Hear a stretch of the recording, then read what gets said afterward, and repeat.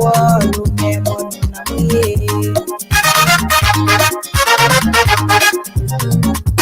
Ewa na ewa lune monu na muye. Lune mi monu. Nama kwa nama. Lune ma da lune ma o. Lune ma da lune ma. Lomo ye. Lune mi mo. Lune mi mo ngabade gogo. Lune mo ngabade gogo. Lune mo ngabade gogo. Ekuna ngaya logo. Ewa wana ewa. Ewa. Ewa. Luna mi lomo mi. Ekuna ngwe lune mi mo. Ya lune mo ngabade gogo. Anado kona oga egina. Anado kona oga egina. Ewa ana ewa. Lune manu na muye. Lune manu na muye. Lune manu na wela boga egina ye. Ne wela boga egina ye. Tono egana. Longega nyanga. Ana egana longo karenye. Dua longo bo anama. Dua longo bo. Ana ele ngabe mwe. Ana ele ngabe mwe. Ya kuna longo miwa. Ena wega londe miwa. Ya londe ma ngabade ipobo. Ya londe ma ngabade ipobo. Ana elo ngabe mwe. Ewala na ewa. Ewala na ewa. Lune manu na muye. Lune manu na muye. Ana elo egawa o yena we tomo miwa. Kunu na muwe lune mi moye. Ya dempanga bate iwobo. Ana kwetumo. Ana kwetumo. Ana kwetumo. Ana kwetumo. Ana kwetumo. Ana adopanywe. Ana adopanywe. Ana mo adopanyo. Malongo na wasanyo. Malongo na wasanyo. Samela ngjuwa ba walongo. Samela ngjuwa ba walongo. Enganwa kwale kamobo kabalo ne tubo. Ewa ana ewa lune manu na muye. Ewa lune manu na muye. Lune manu na muye. Mwadanga onganwa daona duale ngabe mwe. Duale kuna moge no derubo. Dabaliye dulu nyangela. Diega na baiba aga lune mo. Daba mwe jali ba mongwalo. Gayele li ba teo. Gayele li ba wolomo. Dale nyare la dugo mwebu. Nyangu we da mongu prie. Nyanga duba dugo monukwe. Gedale ya malungwa wo bubale ye. Bubale ye peraga ye tebo. Bubale ye peraga ye tebo. Ya moyo.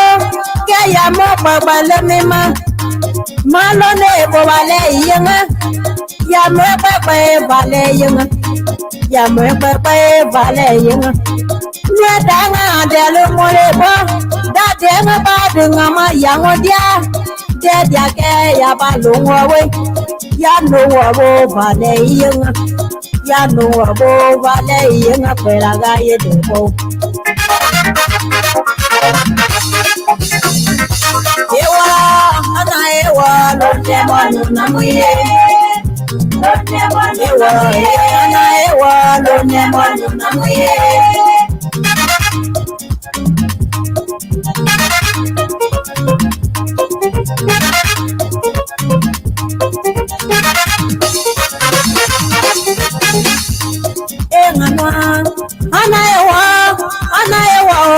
Ana ewa anaiwo, anaiwo.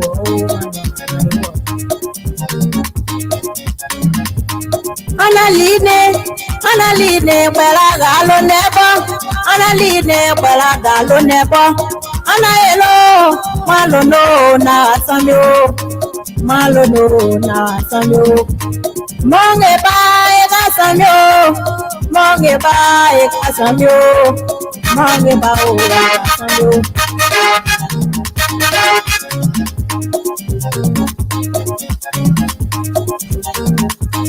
Wanganya winganwa, wanganya winganwa. Walu kuna mbega elo newa, walu kuna mbega elo newa, walu kuna mbega elo newa. Alo mayanga yele kamoba, alo yele meniba. Abalo nebo abale yenga, abalo nebo abale yenga, abalo nebo abale yenga. Yole njera yolo mbana, yole njera yolo mbana, yole njera yolo mbana. Malo nebo abale yenga, malo nebo abale yenga. Nebo abale yenga, nebo abale yenga.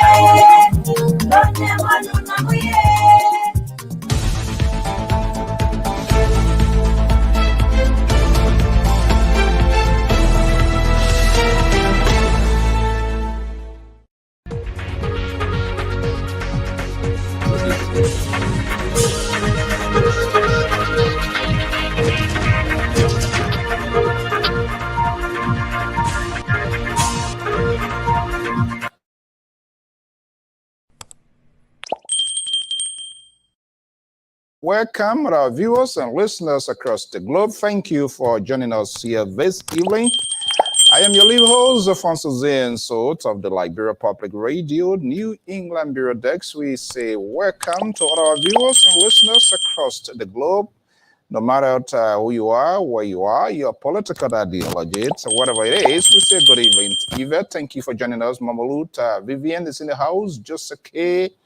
Boya, Josephine, Caesar, Louis Torment, Neville Williamson coming in. We say good evening. Selena, hopefully I get it. Jerry, to Olsen, to Wright, Oprah, to Gawi.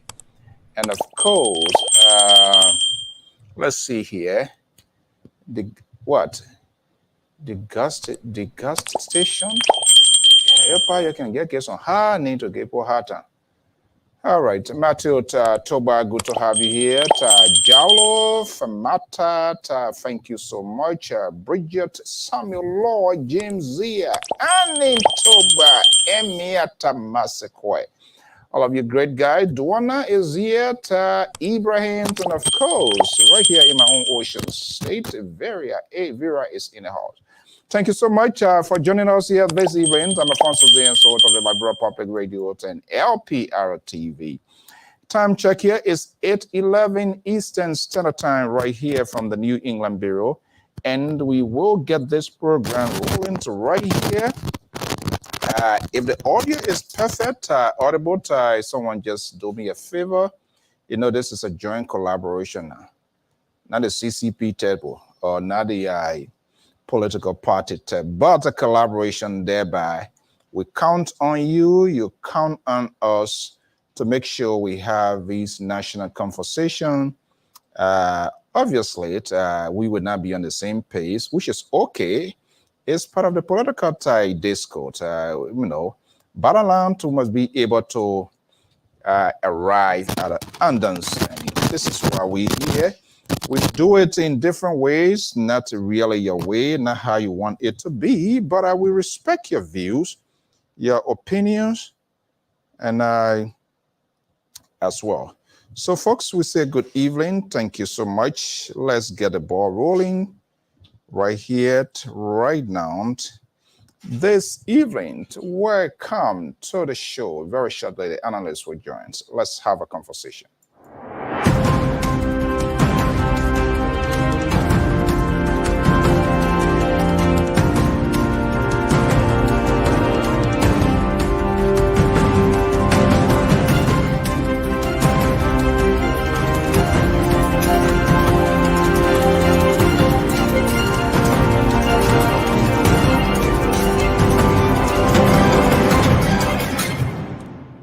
you go. Thank you so much for joining us right here this evening. Welcome. Time check is 13 minutes after 8 o'clock p.m. Eastern Standard Time. If you are in the East Coast, we say welcome to this evening program.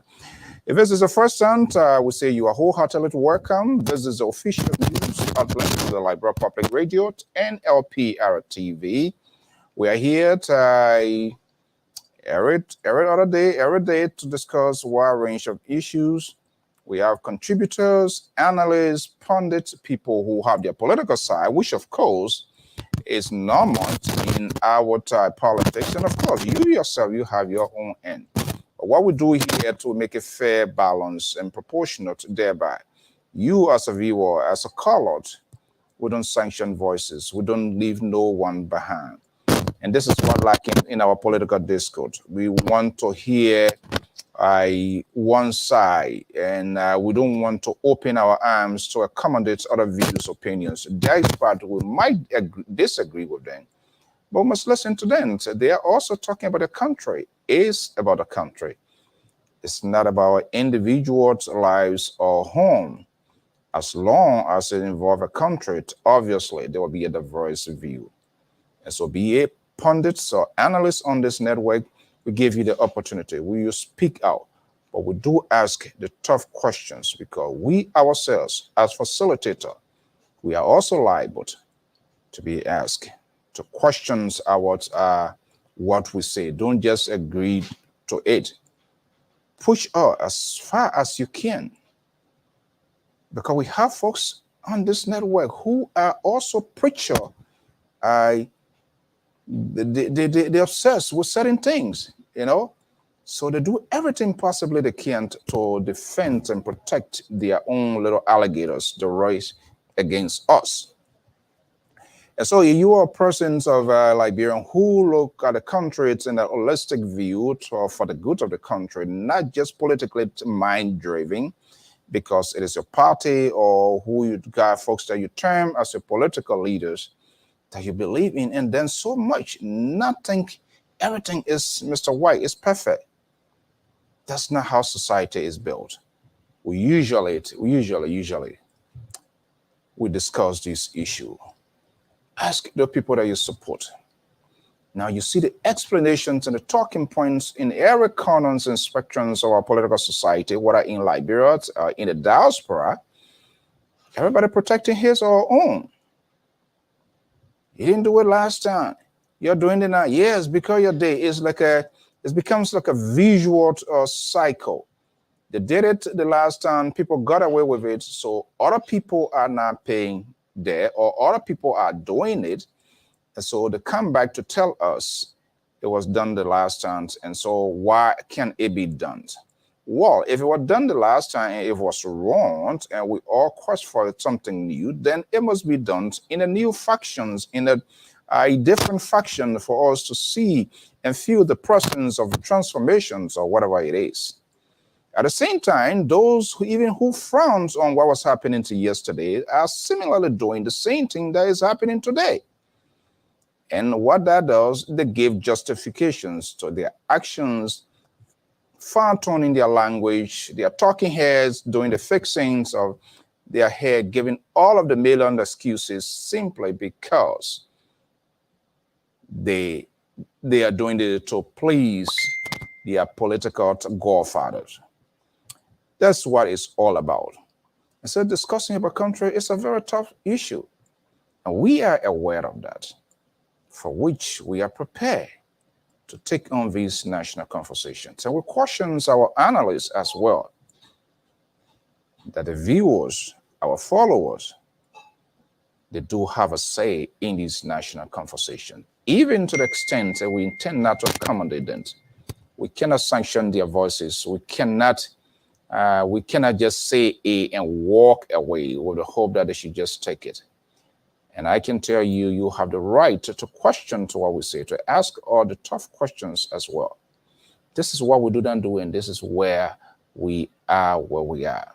So hopefully the analyst is going to be joining me here, and we intend to activate the hotline here so that you will participate. If this is the first time, we say you are wholeheartedly welcome. This is the official news outlet of the Liberia Public Radio. There are two independent voices on this network. Two independent, we say it as it should be, not to hurt, not to offend anybody, not to disrespect anybody, but because of the Liberianization policies. And we have other folks on this network, the liberal progressive and its ally, who are doing everything possible they can to liberalize this network. And we are saying no because we are of a better Liberia. Well, one of the independent voices of this network, they try to label him, they try to put him against me or try to do something that, oh, this guy here, he got extreme views, this and that. But that's not the situation. But sometimes too, he is said to, very difficult to talk. But let me bring in our educational analyst, the only Dr. Jones Otavius Mallet, one of the independent voices of this network. Sometimes we have a divided role, but now we're understanding at the end of the day, we'll find a common ground because it's all about being persuasive and convincing people what you want to say. I could see it as white, but the arguments, the chemical combination that makes it white is what I need to know. Don't just say you can't see it, you don't get yeah, and I get Let me bring in Dr. Jones Otavio Mallet, senior analyst, educational guy, right here on the Diaspora Informative News outlet. Jones Otavius Mallet. Dr. Jones, good evening. Welcome. Yeah, it's been a long time. How are you today? Very, very good. You know, though, guys, Terry says it and they say, oh, your man gone. He's not coming by. In fact, after when Boyka came, Boyka called you. And so you are going to visit Lofa. Oh, constant shenanigans and talking studio. Jerry Bacon was one of those who were leading that sort of conspiracy. Those Donald Trump type of conspiracies in the windows. They were leading there. Oh, the men are coming back here. We'll see how you manage. But guess what? One of their allies is down. But I pray he's what? The liberal progressive. Oh wow, what's happening with the liberal? Yeah, when you eat a cockroach, that what can happen when you eat until you go in the barrel of the oil. Oh, I see. Well, it becomes difficult to get out. Yeah, but he'll be fine. He will be fine. So he'll be fine. Right. I wish him well. Yeah, he'll be fine. Say you want call, I said no, don't come transmit your cold or whatever flu to us here, please. Stay where you are. The thing about it, he can't wait Philadelphia and then he got sick. Oh, he left Sacramento and then he can't bring his stuff to us here. Oh, he in Philadelphia now? Yeah. He get next to. Yeah. I'm not sure what I'm gonna be there, sir, but there's conventions ongoing. Oh, okay. Clarence David ain't here. They are Venetia then these are the people that get the liberal to do. And interestingly, you know, the society, Dr. Jones, is such a funny one. Every monkey get their own follower. Every devil get their own person they're dancing with. I went to Staten Island and there were some liberal folks there. Oh wow. You and Dr. June, you can sanction the liberal, you can't treat the liberal right. But interestingly, other people, I said that the other day, interestingly, other people came to our defense, said no, the network should be an independent network. But these people, they talk size, so they have all costs to do the damage control. You and I, we have nothing to lose. All we were fighting for Liberia, a better Liberia. We want to give people the opportunity to make informed decisions, well-informed decisions. Whereas the liberal and his ally, the likes of Jerry Bacon, Terry Collins, but I think they are pushing Terry aside now. They say Terry was a planted guy inside of their corridor. So Terry, they don't like Terry. Terry tried to be honest. They don't like him. This guy, the Wilton Ketter, he said he independent. Can we trust this guy? Dr. Well, Jones? I think we need to put him on the probation bench. And yeah. One I would do it the way by AG, you know, when you're either in the choir or whatever, and you do some kind of funny things, they will put you on the senior bench. Then they put you beyond, but still they still take your offering though. The offering on body has no, you need to stay pay your tithe. No, the offering is not stigmatized. The offering is okay. Yo, the offering by ain't got no problem. No. Well, for say welcome. We want to welcome administrator of Sister Network Vision TV. Thank you for your service. Thank you for what you do for the country. This is just a completely ultimate sacrifice we all are making. Okay, Dr. Jones, too much drama being ongoing. We ever had a time about this whole CDC compound issue. Now the president's letter came into play. Nathaniel Mangi said, the president said, they say, why all of these things? Every other day there's some sort of a corridor, open box conversations that tend to distract. And I also see in most of the network, there's a huge distractions in the sense people that even support the GOL, for them to keep focused and dwell on the good or some of these activities of the president, they still tend to digress to be more or less of the past. Yeah, we can talk about the past. It's what the history is all about. But when you have an administration that you support that in its embryonic stage, more or less you want to spotlight the activities, the visions, this good things the administration is doing. But this seems to lose track of that. I'm kind of like shocked to still see what happened for media institutions that took a definitive position to have 45 minutes or almost an hour prime time of the past history.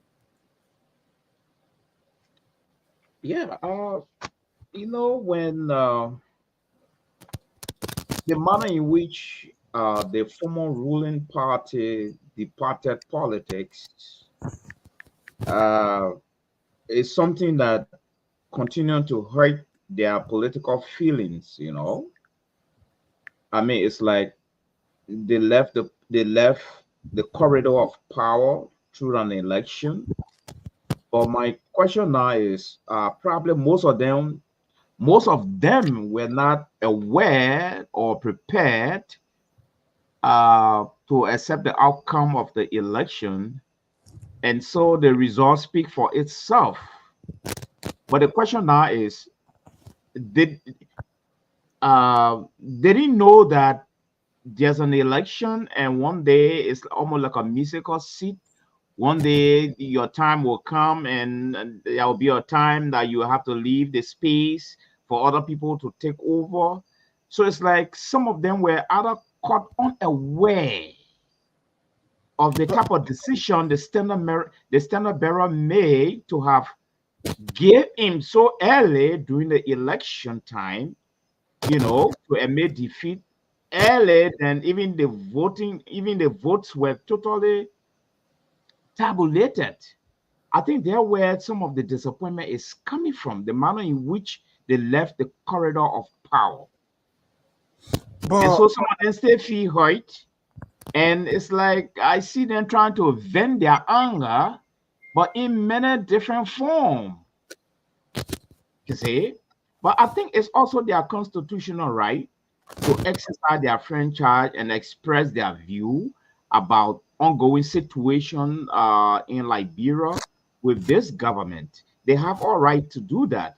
It is how you channel these rights, make it positive or make it negative. And but from my own assessment, I see a lot of negative tone coming from the CDC, where it should be a bit civilized, you know, creating a corridor where we all can converse on issue with facts rather than fabrications.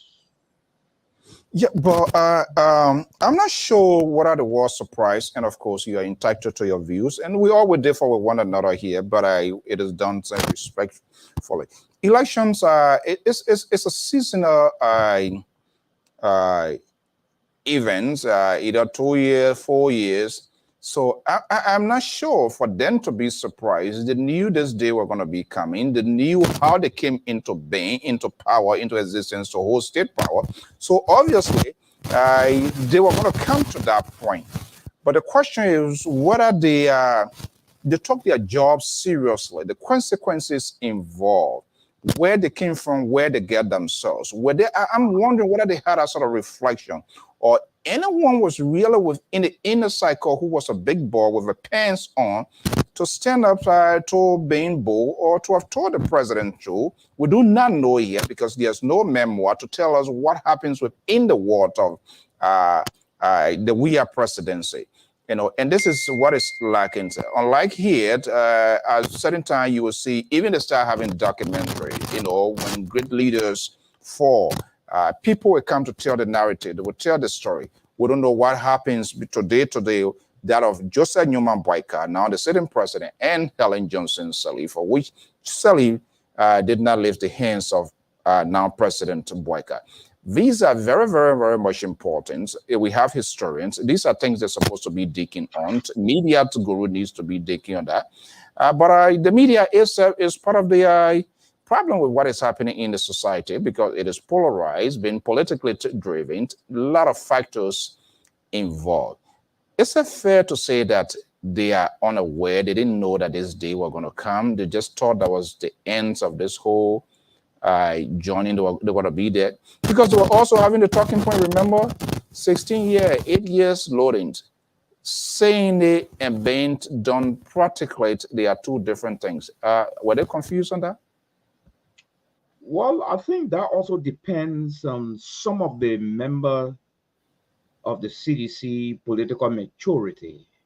Because I can remember in the middle of the election, Eugene Nangwe, who was just elevated to take over the party, not through any convention or anything, but this mandate came from His Excellency, the former President Weah, that he should take over the party. You see, I think there were a lot of fall off in there from the beginning. It didn't go down well with a whole lot of them, you see. But however, nobody wanted to ridicule his president. So they decided to leave it as it is. So I think the issue of political maturity is also a factor within the CDC rank and file. They have already got the message, but how to channel it? You cannot be channeling political message with emotion, with vestation, with fabrication, with lies. You can't do that. Like the recent incident that took place with the National Police. There are so many versions to this story. And the first version that came from the sedition was someone was killed. And I was a bit curious, and I decided to launch my own research on this. And it was proven that nobody was killed in a riot. You see? According to what you gather. According to what I read, and according to some call I made to Liberia, and according to some collaboration I also had with some other friends on the ground, including the police friends that I have, you see? And up to today, it has been proven that there was no death that occurred during a riot. You see? And seditions, some of the sedition are still running with a narrative. You see? And I think in between there were, I think there's this, I think what is responsible for what's happening in between there now is political maturity. You see? Give all the facts. Don't manufacture the facts. I stand to be corrected from what I read from the other newspaper and some information I received from Liberia, even some information I received from some of the seditions who are my friends, that indeed they thought the LMP did kill someone during a riot, but it wasn't true. It wasn't true. Then we have to take a reflections and retrospect the history to what is the patterns of this party in terms of their political ideology. What are they known for? All of that. Let's welcome our senior political analyst, more or less moderate, and but really firing up the liberal wing of this network now. Completely don't want to do anything with him, but we on the other end, we are always on the receiving end because we believe all voices must be heard no matter what it is. Tara Collins is based in Minneapolis, Minnesota. He's a senior political analyst of the Liberia Public Radio. He does support President Joseph Newman Boyka, but he's very, very much vocal and vehement in saying it. Mr. Collins, good evening. Welcome. Good evening, Mr. So, and to the doctor. Yeah. So I noticed something, you, Dr. Jones. Yeah. All the supporters of the Washington supporters, everybody face just growing. They're growing this sort of where this guy Swapo leader, late leader, beer and all those kind of stuff. Is that before the election? Is that how Terry was looking? Let me honest. Well, but I don't want to compare with there, but you say let that Samara Machel or what they call saying Juma there and stuff like see a beer, everything now face there. As a good to be around the presidency. I mean, maybe for the start slamming Terry now on they even want. Okay, Mr. Collins, good evening. Good evening, sir. Something happening and people are not paying attention, and this is why it's always good to keep history into perspective and watch what happened. CDC is eventually going to have a serious problem. And that's what happens, and not just on the CDC, all of our political parties from time to time. One of the Washingtons, the liberal wing of one of the chief architects of the liberal wing of the network, Mr. Jerry Barkons is here. Mr. Barkons, good evening. Hey, Excellency, how you doing, sir? Honorable CEO, Dr. Miller, how you doing, brother Darren? What's going on? Yeah, not much, Papa. Oh, yeah. All the Dr. Jones? Yeah. You see, all the biker folks now, they're speaking from their esophagus. That only their throat, the voice we're hearing now, and the way they used to talk it before. All right, now get break. But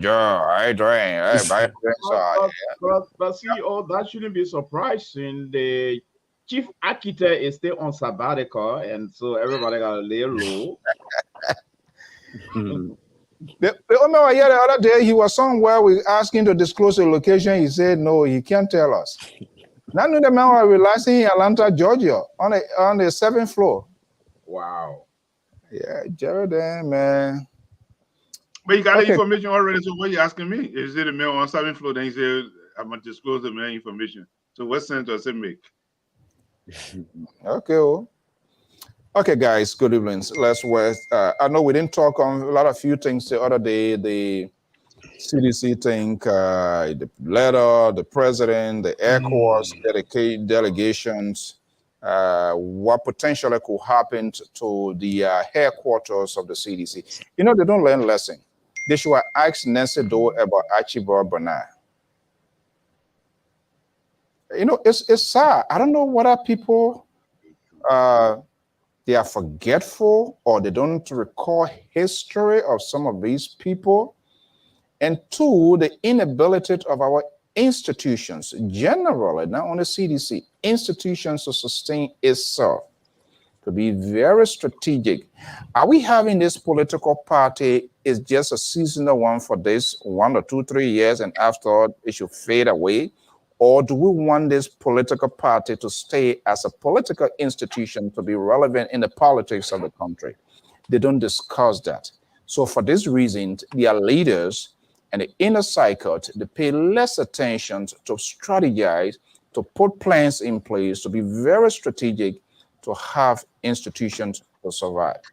We are hearing the court might, the Bernard, actually, the Bernard, if they demolish, if they break down that place, on court order, and if it goes through, so what actually bought Nancy Doe. They went there, gentlemen arrangement, attacking, you don't care circumstantial thing in court. We will find out if it is true. Whether there was some sort of lease or some hard terms agreement to that, we'll come to that. But let's go into your each and every one political playbook. I see back on reading the text coming from inside Liberia. He can tell us why it is. And then Terry on the other side communicating with his guys. Okay, gentlemen, let's have a conversation. Like me, amongst my mother children, I love myself best. The only ally that I have on this network is Dr. Jones, who is also a co-host. So he does have the authority to interrupt. Oh no! To interrupt to bring Jerry back. In trouble tonight, Mr. Bacon. To bring Jerry back on to a call. We're on our own. I mean, you for us, which Dr. Jones said, we are keeping close eyes on you to see how far. When you and all talk from there, you can use different phone lines to call Jerry and the liberal. Sooner or later, we'll get our guys are working those phone lines. Okay, look, Dr. Jones. Yeah, the president was here. Let me lay out that our understanding he's back. And we had this conversation, people coming, oh, where he go for, what he bringing, what next? People are giving justification. But let's go into your playbook. What are you learning in recent, all of these development? Well, I learned the president was here, and I even got a call from Georgia, where he was invited there, and I think he left this gone Monday, according to my sources, and he's supposed to be coming back, I think this time at the United Nations for some conference and other things. But all in all, I think it's too early to know what is in the package. We are yet waiting to hear some of the details of His Excellency trip and to see what is in there for the people of Liberia and the government. Yeah, but I'm very sure the president will not just leave on the taxpayer money on a safari trip like other president, and just move around and pack his bag and go back home. I think he laid a very good foundation for tomorrow to attract maybe investor and other things. So I think the information minister will be able to tell us some details and some of the hopeful tips that we need to hear about from this trip. But what I'm going to play tonight is this. His Excellency, former President, we are complaining to ECOWAS. Yeah, that's what I'm going to play tonight because it's like, in conclusion, I was disappointed. Disappointed about whom? His action to complain? Yes. You see, sometimes you are judged by the type of action you take. You see. So we'll come to the detail later, but I was disappointed. I think it was too soon. It's just 8 months into JMB government, just 8 months. And there's just one little episode that sparked some of the complaint is a riot thing that is still being investigated, And quick, so you're running to carry complaint that can have some other effect on your maturity. Who are you? Are you still mature in politics?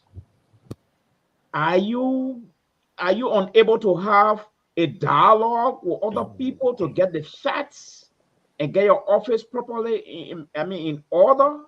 So some of these things is like it can have some impact on your maturity. What is the former presidential maturity? So I think it was too soon for the president to run to ECOWAS just 8 months on one issue, on issue of riot, on issue of, or maybe you came to the airport and they couldn't allow you to president. So I've been thinking, what did the president carry to ECOWAS? And to me, it was too early for a complaint.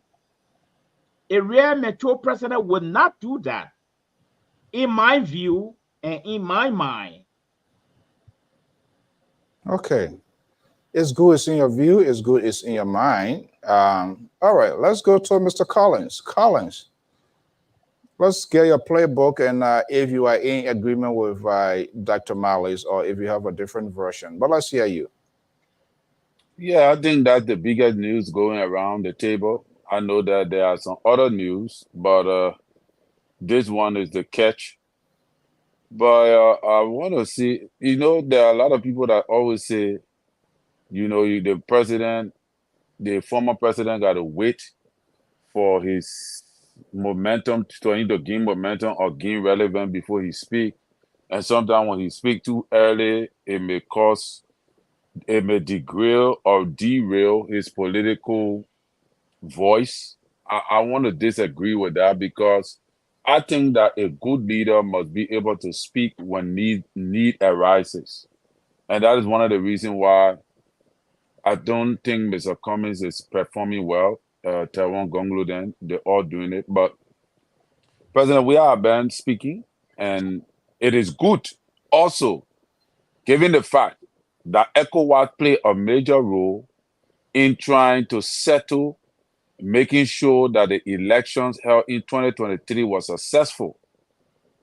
So, and President Weah was in those meetings. I see people trying to retrospect on President Weah's inability to react to the recommendation from the ECOWAS on the case of Kabina Jane, which I think it is within his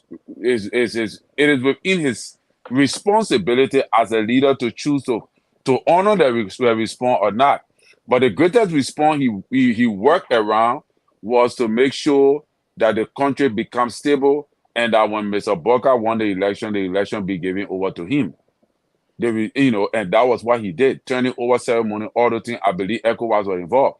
So if there is a crisis involving his political party, whether if it was right or wrong, when there is a crisis involving the political party that could spark up an insurrection, it is only precise as a man of peace to call ECOWAS and report to them, because they serve as the mediator, knowing very well that in the West African belt and other parts of Africa right now, there are insurrections. You don't want to see things creeping over here. So to arrest the issue as soon as possible, he decided to call ECOWAS in. Because if he didn't call ECOWAS in to show some level of, because, when you, like an investigator, Mr. Bakun can say, the first thing a policeman, when you come to your house, if you and a woman been having crisis, the policeman will ask, have you laid a complaint? Did you file a formal complaint? Take, for example, you and a woman, every time you're making confusion, but you didn't file any complaint. One day now, you killed a woman. So they will ask you, did you file any complaint prior to anything that went on? You have to prove that you filed a complaint. And I think that is what he's trying to do. And I think ECOWAS is not taking it lightly. They're not going to take it lightly. Because a first complaint is very good. That, if something happen again, ECOWAS will be aware that, they may complain about this thing before we got the records on the docket. So that is the reason why I want to differ a little bit with Mr. Mali on the issue. I think President Weah took the right step. But when it comes to whether if that thing they did at the CDC headquarters was precise or was the right thing to do, we can go into that discussion, because I don't believe that was the right thing to do. Okay. Views and analysis on happening. Mr. Jared Boishent Bakon. I try to figure. I try to figure out Dr. Miller today. He got on Western shape. Oh my Then God. he get on African shape. That is the socialist democratic mentality. You just have to work with it. No. These are the country Congo boys. These are the country Congo boys that I talk about all the time. These are the country Congo boys. Oh, okay. Yeah. They put African shape. They wear the tie and put. But anyway, they get that. They just to make some fun. I don't know. Well, let's make some fun. Let's have fun. Here's the thing. Mr. Josh Weah, he should be ashamed of himself to run to ECOWAS. It's like a child on the playground. He's the first to throw stone, but he will be the first to run home and say, somebody throw stone at me, just so they can say, he came to lay complaint.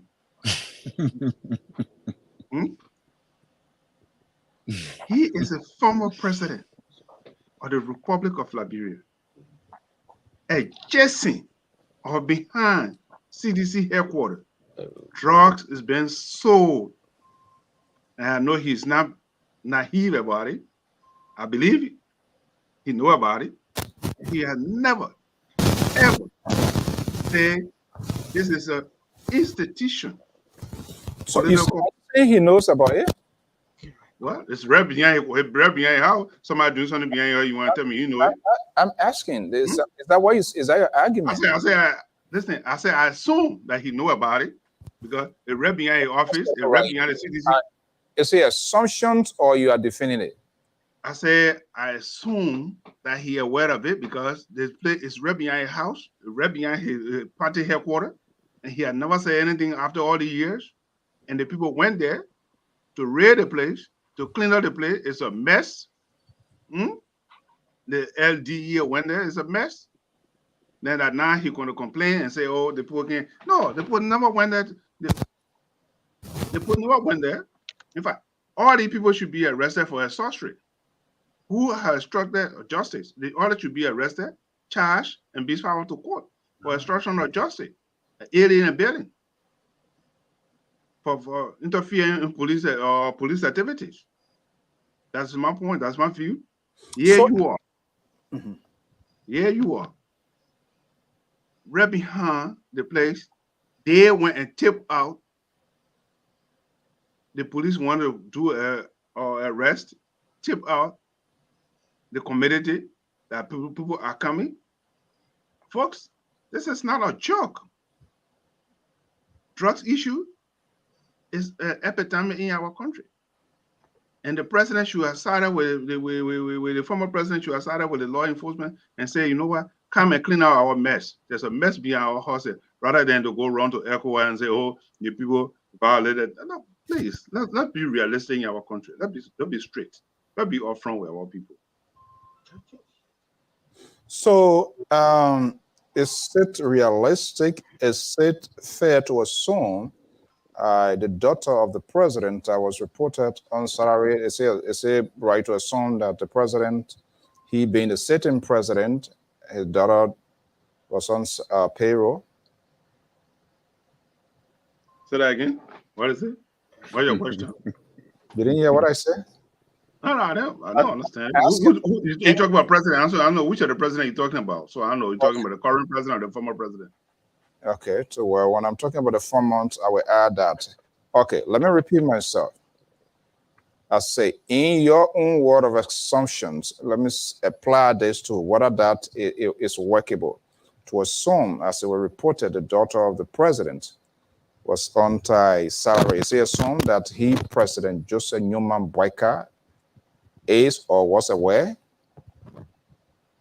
If she qualified, then she'd be on payroll. If she qualified, she's a Liberian.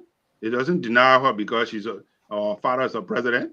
That don't deny her not to be on payroll. If she qualified, whatever job it is, they say she's not collecting the paycheck for nothing. There's a reason why she's on the payroll. So if she's not qualified, that's something different. Or comparing to say, is she on payroll? Yes, of course, she's a Liberian. Why she can't get paid? Wherever services she's running. Is that yes to my question? That's the question. That's the answer that I just gave you. If she is a fully Liberian, if she on the payroll, that means she qualified, she's doing her work. That's why she's on the payroll. If she's not qualified, then she's not going to be on the payroll. Okay. Dr. Jones? Yeah, before still costly answers we're going to be getting for the next years that we have Jerry back on to deal with. You do me, I do you. Yeah, before I move to address that issue, I just wanted to say that what happened in Liberia, in my mind, were not crises. They were skirmishes. I was told there are so many versions to this thing. I was told they went chasing drugs people and some of them jumped into this fence and the authority decided to go after them and a whole lot of different story. We are yet to get a real story. But here is my point.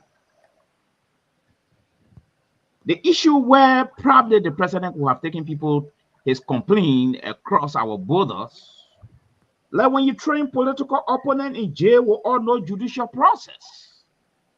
You see, denying the president of his right and privileges and benefit as a president, as a sitting president. All right, these are things that can bring about problem in the country. He's getting his food from the biker. Yes. So, like from what I read in the newspaper, I think we have institutions in Liberia that I think the president should have taken it. Like for instance, we have the Council of Churches. All right. We have the Elder of Traditional Council. So what I'm saying here, I'm coming now. I'm coming. What I'm saying here is that try to be mature, learn how to solve problems, swallow your emotion, be tolerant and perseverance. Involve these people. These are Liberians. All right?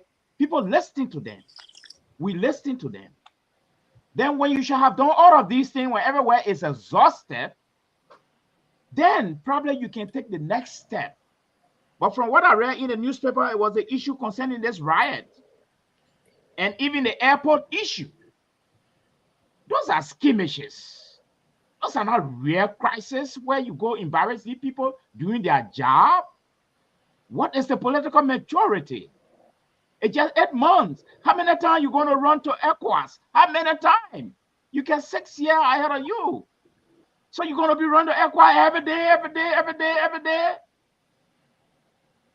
So that was quite disappointing. Yes. So with the issue of the president, Arnold Doro, I have not read that story, but there's something on the book called nepotism. And I think that's a white man-owned classification where you are appointing your relative into government. They say it's called nepotism. But I don't know whether nepotism, whether it works in Africa. I don't think we know it. You see? I think what we know in Africa is when my brother is qualified, I get him the job. I think we have traposism in Liberia. That one yeah, but the white man will tell you, say that's nepotism, it can't happen. Helen did it. She got away with it. So I don't know. Yeah, I know what to talk about. Yeah, Terry gave his versions, and I have a different on the flip side or A. And the reason people frown on A, and that is a hypocrisy on itself. Well, you are a former president. The same very ECOWAS you went to, there was a critical decision that came from ECOWAS. And before going there to national government, there was a consensus. Because at the end of the day, they were used as a referral. So it's like that's the last bus stop. Whatever decision that came from there, no matter how ugly, whether it was to your taste or not, in my view as well, that should have been honored. That did not happen. That was a slap in the face of the very ECOWAS. Now, even the Cabina Gianent, the Nancy Doe issue, and all of that, that was a slap in the face of ECOWAS. Now, for you to turn around 360 degrees to take a case to the very institution, the very organizations that ask you, say this is what needs to be done, or you do this, and it was flushed down the hill. Do you think in real world, you go back to them, they will listen to you? No. Certainly Why not. you think ECOWAS, they are providing clarity of this whole thing here to say it was a coincidence? But the diplomat has a specific tone language to communicate to people, different quarters, not necessarily you and myself. So they always have this sort of diplomatic tone using this sort of word, put them together to fine-tune their language. But it's the same thing. Not to make it like to add insult to okay, well, we're here now already. So since it came as a coincidence, we decided to have this. But the fact of the matter here is there was a complaint to these people before. A case went there. The government was aware. Decision came from out of there, not one, not twice. And that was ignored. So why do you think, what could be the gravity of your case that you think they're going to prioritize? I mean, let's just be real. It might look little, but people also take decisions or they do things based on the past. Wait a minute. This guy never listened to us yesterday. He never had time for us, no matter what happens. So why should we pay attention to him? Even in a group of 4 or 5, 2 critical voices will come with that. I say, oh, let's just forget that. Terry. Well, the reason why they need to listen to him is because, first of all, the action on Kabina Jana was taken by legal process. President Weah behaved as if to say he was not even involved. And we all know how government run in Africa, so we know exactly that he manipulated the process. But the way it was done by the judiciary in collaboration with the legislature according to our constitutional laws of the state. So that cannot be overturned by a recommendation from ECOWAS because that was done according to our laws. In this case, the reason why ECOWAS have to listen to him is because look at Africa, look at Nigeria.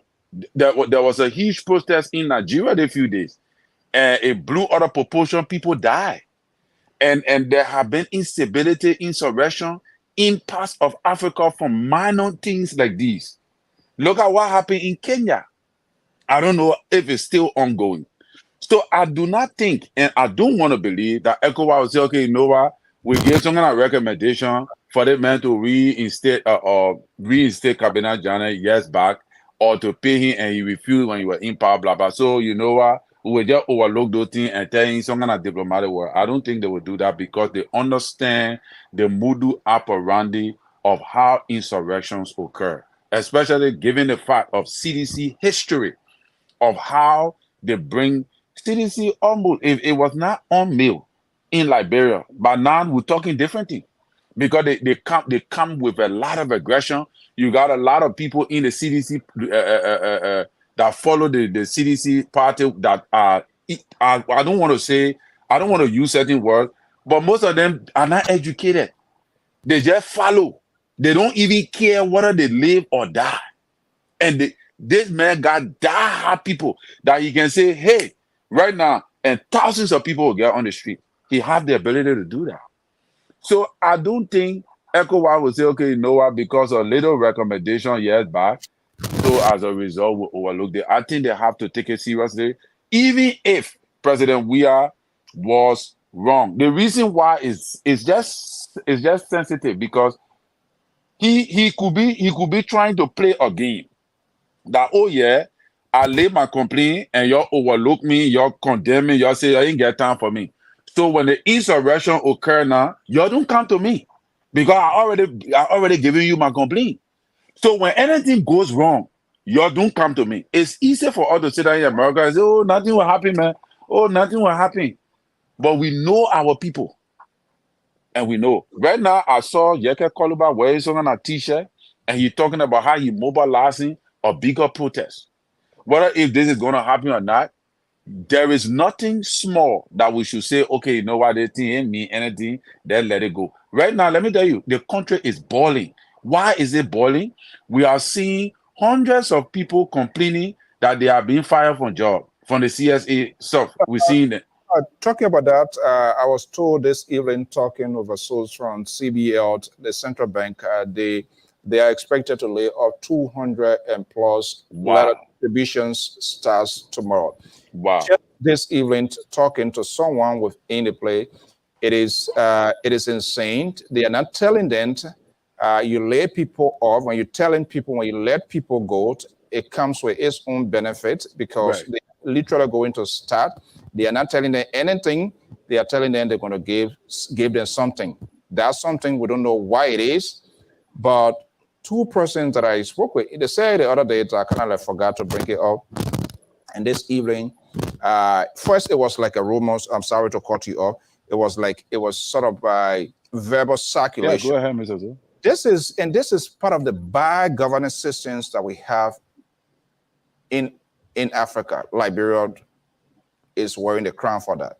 You and I know here, if for any reason people will be downsized, the HR, the management, they will come, they will tell us, they will tell you, say, and that's the worst thing. They didn't even tell them where. They will tell you, say, okay, this so department, or let's say give the figure, and it will tell you precisely the department, the sections that will be affected in the process, and blah blah blah.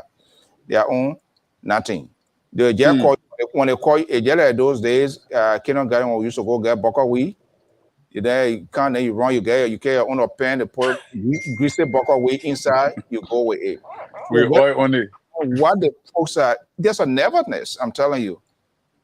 Yeah, What they expect tomorrow to happen, they just gonna, if you work there, when you go tomorrow, they just say go to HR. They get your letter. What are they gonna be? It's gonna be done instantly, or it's gonna be a layaway, or whatever it, we do not know here. But I can tell you the two that I spoke with is just something. So yeah, but it is. But CEO. Yeah, Yeah. so Hello. yeah, let me just wrap up before you come in, Puppet, Jack. So yeah, so these are the things, Mr. Soda, I'm saying, right? You got these things brewing in the country. You got these people there trained, what they got, EPS officers that were laid out, that was supposed to protest. You got other people running all over the place, the other person, they laying them off. Look at the labor ministry, all the complaints those people making. You're not paying attention. And you're talking about laying off over 40,000 people from the payroll. Now, I know if it's 40,000 or 10,000, I could be wrong. I think it's about a lot of people. So all these people, let me tell you, it takes one person to cause an insurrection. You don't need plenty of people. You say, oh, we get 5 million people, nothing can happen. But the rebels started with only one man. The revolution that came to Liberia, it started from one man, Charles Taylor. And it spread. The coup that almost took President Doe out, it started from one man with a few handful of people. So this kind of thing, it don't start with a whole thousands or hundreds of thousands of people. You just need few people to start it. And you will see the boosts will come because there are already people that are willing to create chaos. That's just my own little 2 cents, Mr. So. Okay, let's hear Jerry Barkon who counter Dr. Jones. Mr. Barkon, you guys laying off people. Is it like, because the civil, this is a very bad thing. We saw that happening with the Helen Johnson Sirleaf, Unity Party, Joseph Boyka, CDC, Joy, we are back to Unity Party. And that's the danger we have said on this network. These people on purpose have these guys behind them. The sole intent is to politically have them to reward it, because all of these people with these backpacks and stuff on their back whole day, we can't go out, we also get jumping. At the end of the day, they need a job. If they can't get a job, in order to avoid all of what we are talking about, Ontario, they have to be absorbed. And how can that be done is to bring them into the system. They become contractors. They just on some sort of payroll system. They need to be accommodated. We saw that when government size were heavily increased when President Weah came to power. Unity Party is doing the same thing. Jerry Barkon. No, it's different. First, What makes it different? Come in, sir. Can you give me? When Unity Party came, they say harmonization, they take people period. The first thing before here is the former Minister of State for Presidential Affairs. Look what happened. He flooded the payrolls with names before his departure. Okay? Knowing the for the word, these are all conspiracy to undermine the Unity Party government or backup administration. They want to try to undermine it. He flooded all these names before they left. So it was a booby trap.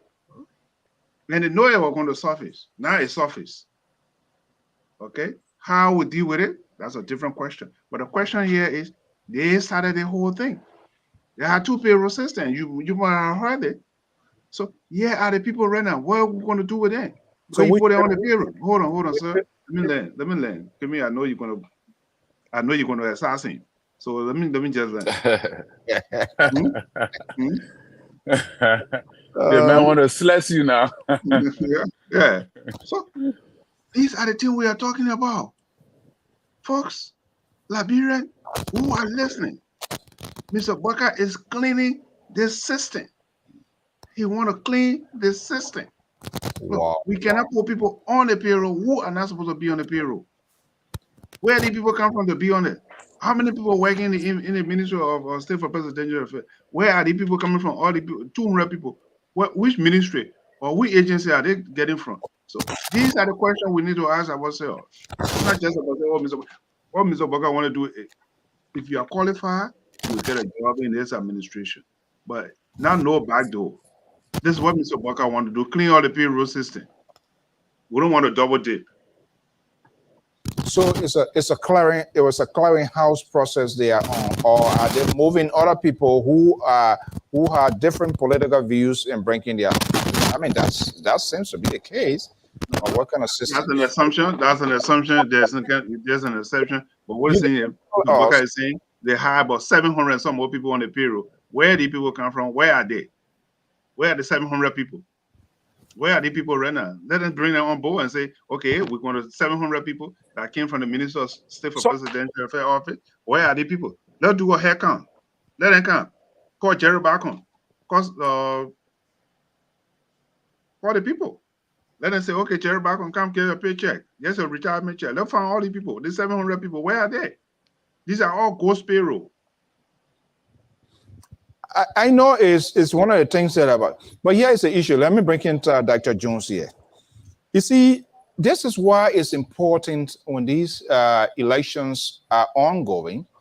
Media institutions should try to play a middleman role in the sense that to ask these politicians tough questions. I've never, those who had the opportunity to talk with these decisions and policymakers who were the talking here for these political leaders, they never told us, they never answered our questions as to how they were going to conduct their government. Where do they think there was a wasteful spending? That government could have been downsized.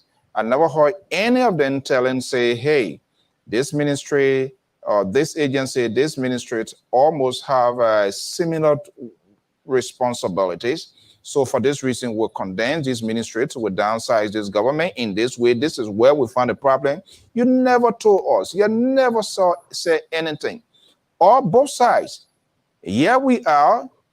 We will always be caught in a surprise. And this is why you, the fixer, always on these networks to be fixing the thing. Dr. Jones, do you remember any of these people arguing during the debate, during the election, okay, if for any reason to win this election, transport, this other ministry, this other agency, they're doing the same work. We need to condense those ministries. Nothing. They never tell us anything. All what they are doing is to exalt their own people that they felt that gave them the political support. They have to be accommodated, period. Whether Jerry back on like it or not. No, it's not enough accommodation. If I might interject, if it's not accommodation, what Mr. Baka is doing is getting a broom, sweeping it, getting a bleach, wash it. Tijuana gave broom to him, right? Oh, well, whatever we can do to get it clean, whatever we can get a bleach, we can get, whatever we can get, or lobster, how they call it, pound soil, whatever we can get to clean it up, it needs to be done. What Mr. Baka is doing, cleaning up the mess they left behind. They left mess behind.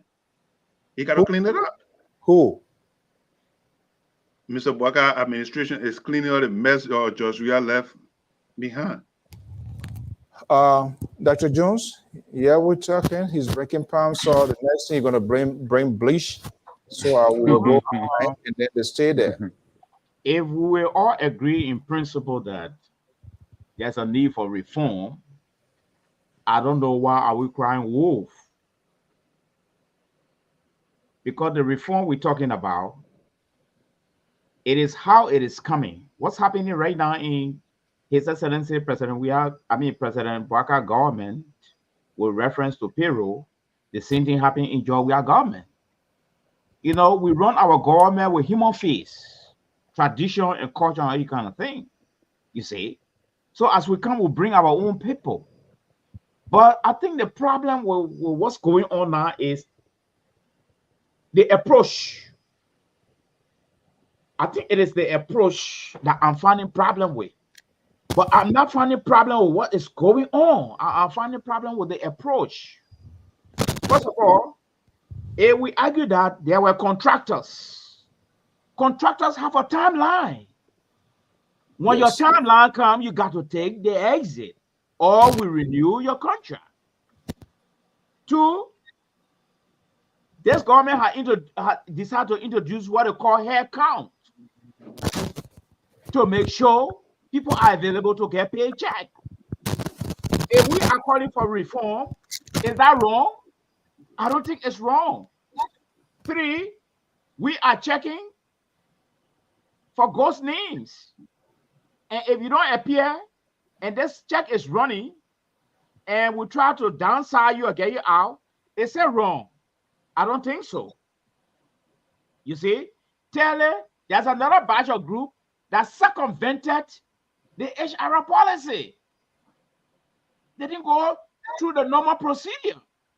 That population is there. All right? Should we keep them for violating all of these rules? The answer is no. So my question now is the approach. Like what the CEO said. Okay, Mr. Contractor, we can renew you, but you're a Liberian. Okay, we'll continue to renew your contract. That batch, you can put them under control. The haircut thing, if you appear and we see you, we will retain you. You will get your paycheck. The population of the ghost name, the people are not showing up. We don't see them. All right? How can we allow such a payroll to keep running when we don't see these people? Is it fair? Is it part of the reform? That's wrong. The issue of ghost name, checks are running all over the place. We don't know who receiving the check. Maybe the bosses are receiving the check. We are talking about trying to put effort to fight corruption. Then we allow ghost check to be going from one boss to another boss office. So I think it is the approach that I'm finding problem with that is creating the alarm. So I think the GSA director would need to fine-tune his approach so that it will not cause problem. But I just wanted to touch, lastly, I just wanted to touch on something that Mr. Collins was talking about, trouble coming to Liberia with some of the little things. I agree with you. But I think the CDC approach to this thing is a scare tactics, including all those who think that there will be subversion in our country there and there will be problem. People will go in the bush. They will be fighting again. They hit you that what happened in Kenya, they were imposing taxes on the people per the IMF recommendation that they have to increase taxes. The people rise up. And they have the right to do that. When some people go in the bush, where it left for you to decide that between you and your future. Right? So secondly, in Burkina Faso, you get a jihadi sitting somewhere undermining the government. They say they want to Islamitize the whole country. So the government is fighting back. That's a different scenario. So if people go and raid drugs pusher, according to sources, behind the CDC headquarters, according to sources, and some of them jumped over the fence and came into the CDC compound and decided to chase them there, I have a problem there. As a law enforcement officer, if you went to raid behind this CDC headquarters, and we know this is a major political party, and some of them jump into this fence, you hold your peace and get to the authority of the CDC and make your case that we're looking for these people. They join into your compound. Can you please come and get these people and hand them over to us? I think that should have been my approach. Okay. Instead of jumping into the compound. Are you kidding me? You want to pursue somebody and you go across the fence and you're going to wait to go get permission? You know what's going to happen to them? we all have different style of pushing things here. We're talking about security. The No, alarm is arrest. no. The alarm is That had arrest. nothing. The alarm No, is that arrest. had nothing to do with security. It has something to do with it has something to do with security. drug. After It has something to do with material drug. run and go to your harbor. Yes, sir. Mr. Bagon, you gotta honor my day, please. You can't be talking to the co-moderator like that. Other than that, you get as a furniture until your labor comes back. I mean, I'm sorry. we had not experienced that type of thing for a long time. I said the laborer left, and when he coming back again, I feel uncomfortable. He texts now that to do stuff. So take it easy. Co-moderator, go ahead. Yes, sir. All right. So my approach there would have been, they join in the fence, and we know CDC got a way of magnifying things. I will wait and call the chairman. This is the issue. We're looking for some people to join in your compound. Can you please come to address this thing? We don't want to go there. I think that would have been a very best approach. And let's see now whether the chairman will come and hire these people and don't turn them over. Then if they don't turn them over, we're not using force. We are going to court. Okay. Hold on 1 second. Terry, let me bring in Mr. Bacon. Mr. Bacon, take out the Boasian's garment. Let's talk a little bit about the country based on your background as a security expert. Do you think GOL got a tip-off? And what was the authenticity? Was there anything gathered? They went through the raid. A lot of stuff, a lot of crap been going on here. Whether the raid was conducted or it was fall, whatever it is. Do you think they got a tip-off? And how could they authenticate that indeed that tip-off was a genuine one, considering the strategic locations where this raid were being conducted? I listened to the ORC, and he made that statement to say that upon the arrival at 4:30 a.m., and by the time they get there, they were compromised, and they started throwing stones at them, and some of the officers got hurt. And that's where they started pursuing some of the perpetrators, and they went to CDC headquarters. But here's the thing. I say here on the network, the DEA or the LDEA have been compromised in the sense that the two leaders that are there that are suspended or indefinite, they need not to go back there. It's dangerous to bring them back. Look what happened. Why your guy not making an appointment? Since that's one of his priorities, number one. Why? How long? What is there anything that we do not know they have and they can tell us, knowing fully where he went, show his left arm or his right arm? Drug tests were taken. We don't know the result of that test. Other people being taking tests. We don't know the victim of that test. What have become? What the help being given? Here we are, two major senior officials who are in charge of an agency to combat drugs in our country. They were acting like a tattlers. The president suspended or moved in, which of course the decision of the president was timely because at that point in time, they were not having the confidence of the institution. What is the hold up? Well, I believe there was a commission set up or team set up to do the investigation, while led to the deputy and the principal. And I think the report, I don't know whether it's done or it's still pending. So it's yet to reach to the president desk, or maybe on the president desk. Last week, you were here with him last week. Why you didn't ask him? Even if I ask him, I'm not going to disclose it. Between the president and myself. I'm not going to come on a national network and say this is a discussion I have with the president. The investigation is already concluded as far as you are concerned. I just told you, the president, if the investigation is done, it's before the president. The president will take his time to make that decision, whether to team them or to get rid of them. But my recommendation is these two guys, these two gentlemen, need not to come back, because if we do it, it's a detriment to the society and also to our security forces.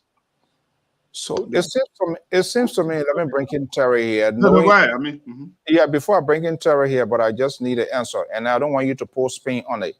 It seems to me you much more closer to the details of this president. That seems to be your recommendation. definitely it is. Terry. Yeah. So, Mr. Sawyer is it. All right. The DEA, according to alleged reports, that the rate that they carry, the warrant, was not signed by the judge. Now, whether if it was their fault or not, we don't know. But then it's supposed to be GOL fault that the rate was not signed by the judge. That is alleged. And the DEA boss, the acting boss right now, on Spoon TV, almost confirmed that next time they will take a better approach to verify properly, blah, blah, blah. So again, you don't want for the opposition to have a point on you. Why all of these mixed steps? Not one. That's what we're saying. You don't want for the opposition to have a point on you, because going behind, first of all, you just from one crisis with the CDC, and then you're jumping into another. You're going behind a major political party headquarters, all right, to go and carry on a raid at 4 o'clock in the morning. Obviously, it creates suspicion because the political party already feels that you're threatening them, you targeting them, you against them. Then you go behind that place and the rate you have was not signed by the judge. If that is true, that in itself was a blunder. But again, CDC had no right, like what Mr. Bacon said, to obstruct justice, because you should have allowed the government to carry on the raid, do what they had to do, get out of there peacefully. And if you have any crime, you have the right now to take them to court. You have the right to use the law. If the law did not work on your behalf, you got the right to protest. That is your right. But the first approach did not augur well for them. They didn't gain public sentiment from it. Why? Because drug in our country is a threat. The president declared as an emergency health crisis, a threat to our country and the economy. So as a result, the way the seditionists were expecting to gain public sentiment from what they did, they couldn't make it, because drug in itself is everybody frown on it. So that is where CDC I have problem with them, because they don't know what to use to give public attraction to them. They do not even know, because they're too anxious. They just all come all over the place trying to prove a point. Every small thing they're running. Market going to LACC, you running there, you going. CDC, you jumping, making no. Amanda. No, these are not things that you're supposed to be using. Samuel told them to the other place, you running, going. Drug, the people going bought drug, you running, you choking rock all over the place.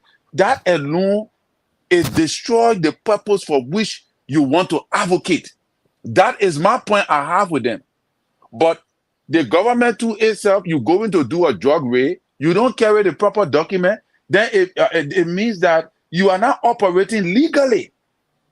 So as a result, CDC too will feel that they have the right to resist you, because they feel in themselves that you're trying to target them. And I want something that Mr. Mali said, right? These people you're talking about, that the people took out of the job position, I myself was praising Josiah Joker from the initial stage, because the people that he took out of the position were people who, some of them died, and people were collecting money in their name and all of that, and some of them retired, some of them owe other. But there were specific people that we could see the living bodies, that they were giving testimonies at the ministry, that they were present and they were head counted, but they removed their name from on the payroll. No. These people were at the labor ministry. We heard them on the radio, they call in. Even there was a video wherein another lady was directly talking to Josiah Joker, and he asked the lady explain, and he said, okay, we'll make those corrections. All right, it's there, the video, all on the internet. Look. So there were people, physical people, human beings that resisted, that no, we are here. We are here, and we were head counted, and there's a crisis that going on at the labor ministry. These people, these employees are accusing the labor minister of bringing people from Nima County to put them on the job. These are employees. These are not citizens. These are employees from the labor ministry and other ministries too. There was a lot of lady that were protesting. She lied down under the car to transport ministry. Did you see that other video too? So what you can't be doing that. You cannot be doing that. I agree with the one that happened at the house, the legislature. I was in favor of Josiah Joker on that one. But where I found on him on was the recommendation he made for the firing of those people from MCC, which attorney, and also the other people who they took from on the payroll from labor ministry and other ministry that appear and was saying that they were available. These records are all on social media. You can go and check it out. Let Dr. John speak before I open the line, so we'll bring you this information coming. Yeah, go ahead. Correction. I want for Colin to know that Josiah is dealing with 4 different populations. You can be president, they count you, and if you circumvented the HR process, you still going. Yeah, but the man did not give. No. The man did not give us any sufficient evidence to show that these people were not supposed to be put on the payroll. The facts are in the newspaper. I'm going by what is in the newspaper. Yeah, what is there? What are facts? There were people present. Most of them circumvented HR procedure. And you can circumvent HR procedure. First of all, HR get a procedure for employment. Yeah, but they didn't spell it out to you in the paper. No, go and get your facts. No, it's not true. But I know it. That's what I'm telling you. Standing there. No, people standing there. Let's do one. They counting them. In the meantime, if you violated the HR procedure, you did not go the right way because so brought you. I come in now. What was the right way? Wait. The right way is to fulfill the HR procedure. And the HR procedure here is 1, you write a letter application. 2, you go through interview. 3, to see all your qualifications. Some people were sending to that place that don't even have high school paper. They even interview some people. They say, "Oh, I can't remember when I graduated from high school." We can't be doing this. We will not do that. All right. So you can be present. Like the lady that was crying and found herself under the truck. Okay, that's self-abuse. That's your business. Fulfill the criteria. Sympathy not going to solve the problem, like in the past. All right. So Josiah, when he went to the house for a hair count, he was met with resistance there. What he did, he pulled a troop. What this guy is calling in for? Why is he calling? Yeah, let me say this, Mr. So can I provide information because Mr. Mali is completely vague. Mr. Mali is not giving us information in regards to this thing. No. I'm getting all my facts from the newspaper. What I want to say here is this: we don't know the facts about the raid. We really don't have that fact. There's a report I have not seen, a comprehensive report. So people are saying they went to invade the headquarters. It's another story. People are saying they want to invade behind the headquarters. That's a different story. So there are too many stories about this thing. I don't think we have the facts now. John, Mr. Barker, you're going to come in. Let's see here. One paper calling here from Liberia. Good evening. Good morning. Mr. So, gentlemen, good evening. Nice to hear you guys again. I'm on the weather, big time on the weather. Mr. So is sitting in for me tonight, and I appreciate it. He's sitting in for me. But I will come back again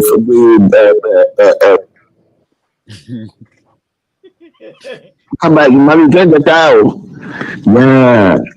But anyway, I want to thank you guys for sure that this is what we do for LPR. Mr. So, thank you very much.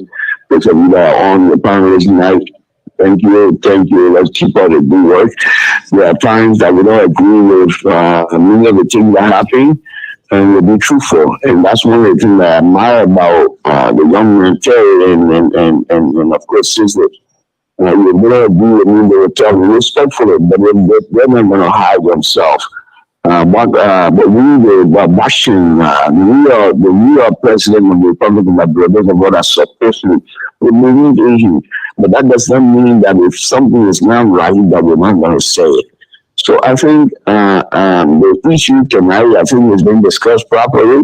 Even though I said Mario was coming up with a good evidence, but those have his view. We respect those views, and they will be carried out on LPR. But I'm coming back. Is it true that you met with the president as well, like Jared did? It's also, they don't know me.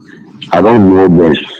I'm not like Jared Ben, the insider. I don't know them. They don't know me. I only know one or two people. When it's serious, we get it out. Jared, like insider, is being confirmed by the liberal. Okay. I have some news here, but let's. You guys have something to say, liberal? Yeah, no. Like I said, I have the bad case of flu, and I want to thank everybody. We're going to pray that everything will go well. We will be heading back to Philadelphia very shortly, and hopefully the flu will be away. We will pray our show there at that time. And but one of the things that I respect and admire about all of you guys is that you don't have anything to do. But we're still issues to be discussed in LPR. Every one of you guys shows up. And that is the commitment, the level of commitment from all of you is magical. I mean, this is just unbelievable. And I really appreciate it. Mr. Soul, I've been listening to you. Have not mentioned my name or my was sitting in for me. Why can you not mention that this is a liberal show? I'm not sitting in for you. That's why you call for a buy. No, hold on. You gotta go. You can't sit there. It's unacceptable. Bye. Papa, man. That's why you call for us, so people will know that I said it. I'm my own. Bye.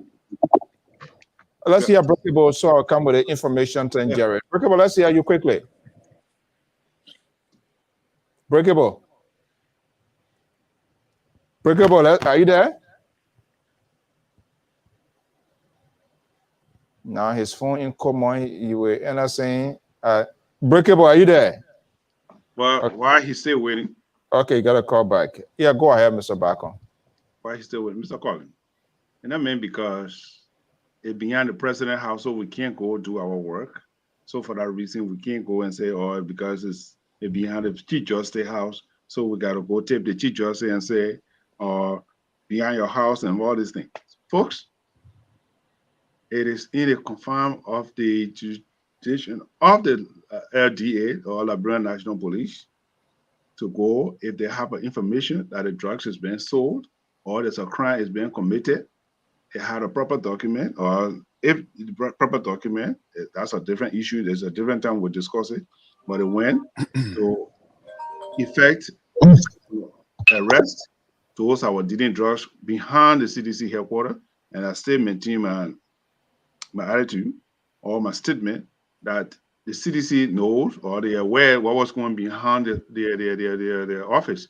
But now they at least you to be a good citizen, they should call the police department and say, hey, look behind our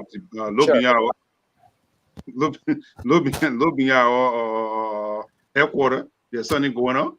That's as a good citizen. If you see something going, if you see something, say something. Wow. Okay, let's go to the caller here. Caller, are you there? What's your name and where are you calling from? Caller, are you there? So are you getting me now? Yeah, I'm hearing you. But how you yelling to him, man? Yeah, go ahead, Mr. Clarence. Welcome. I'm from this client coming from Japan. My contribution to this show tonight. So I can remember CDC took over government at the Freeport of Monrovia. When she took picture with Mr. Coney, hello? Yeah, we're listening. Go ahead, Clarence. We took picture with Mr. Coney and Alexander Cummings. they will fire again. And so today, Jota Brocker have given employment to other engineers to build a code for him in a house or to among classify that as a hypothesis. But the second one again that I want to bring out to your attention is the issue with Matana Magil, the issue with that. What?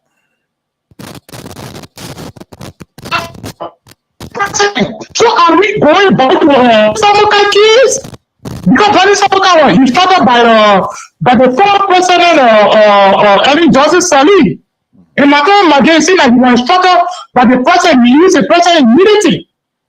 So we are watching to see if whether they say we against Gani Samuka, whether he will say it, whether they will be transparent. Thank you, Mr. So. Yeah, and that's a very critical part that we didn't come to it. Let's go to Elvis. Elvis, are you there? Hello, Elvis? Yeah, you getting me? Yeah, we're getting on. Let's hear you. How are you? Oh, I'm doing well. Sorry, I couldn't get on the show tonight, but thank you guys.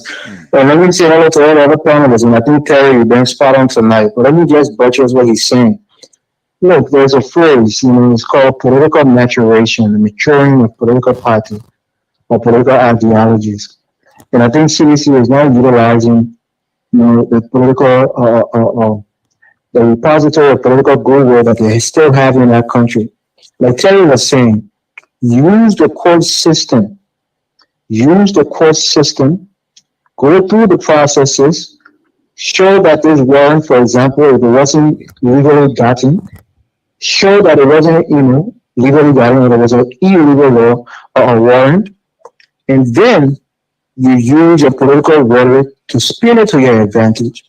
That's what a true political party and political institution do. Don't be bandits and want to be thugs. You're never going to win that war. Use these things. Even the people who are putting down.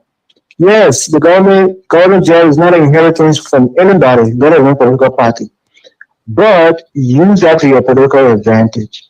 It will be advantageous for you as a political institution to use these people as a rallying cry that these people don't want to see CDC in the government, so that the next election cycle you will gain political points. So for me, I just think this whole thing that CDC needs to play to be the play smart. Use the court system. You have, I hate to say, every time I say it, it sounds like the judges will judge rule for CDC because they're CDC appointed judges. But these are judges that are not against you in any way. They're there to be fair and balanced. So go to the court system, test the courts.